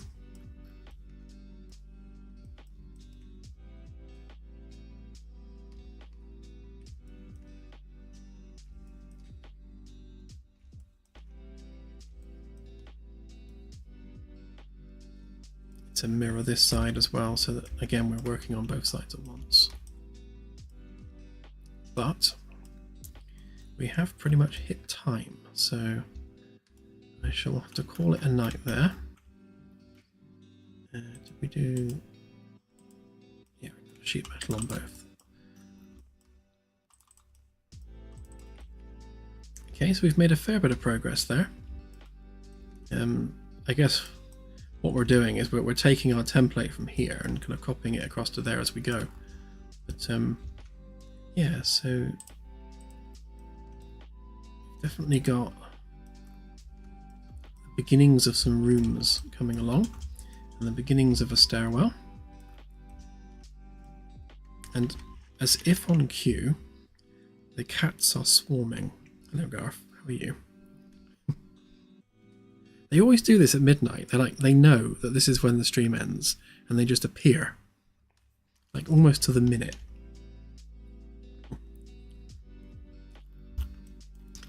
Yes, so definitely making progress. Definitely starting to see some rooms coming together. I think I'll hold off on putting this in Unreal for the moment. I think we'll keep going until we've got all of the metalwork done. Then once that's done, we're already creating our sections to import, so it'll be easier to import it once it's all kind of like properly done. And then we shall roam around it and see how it feels. But yeah, so hopefully that was entertaining, and yeah, progress has been made. So have a great week ahead, everyone. And I shall see you on Wednesday stream, where we'll either be doing more of this, or we'll be doing some work from the patch 226, depending on how the poll goes. Right, have a good one, guys, and I shall see you on Wednesday. Bye for now!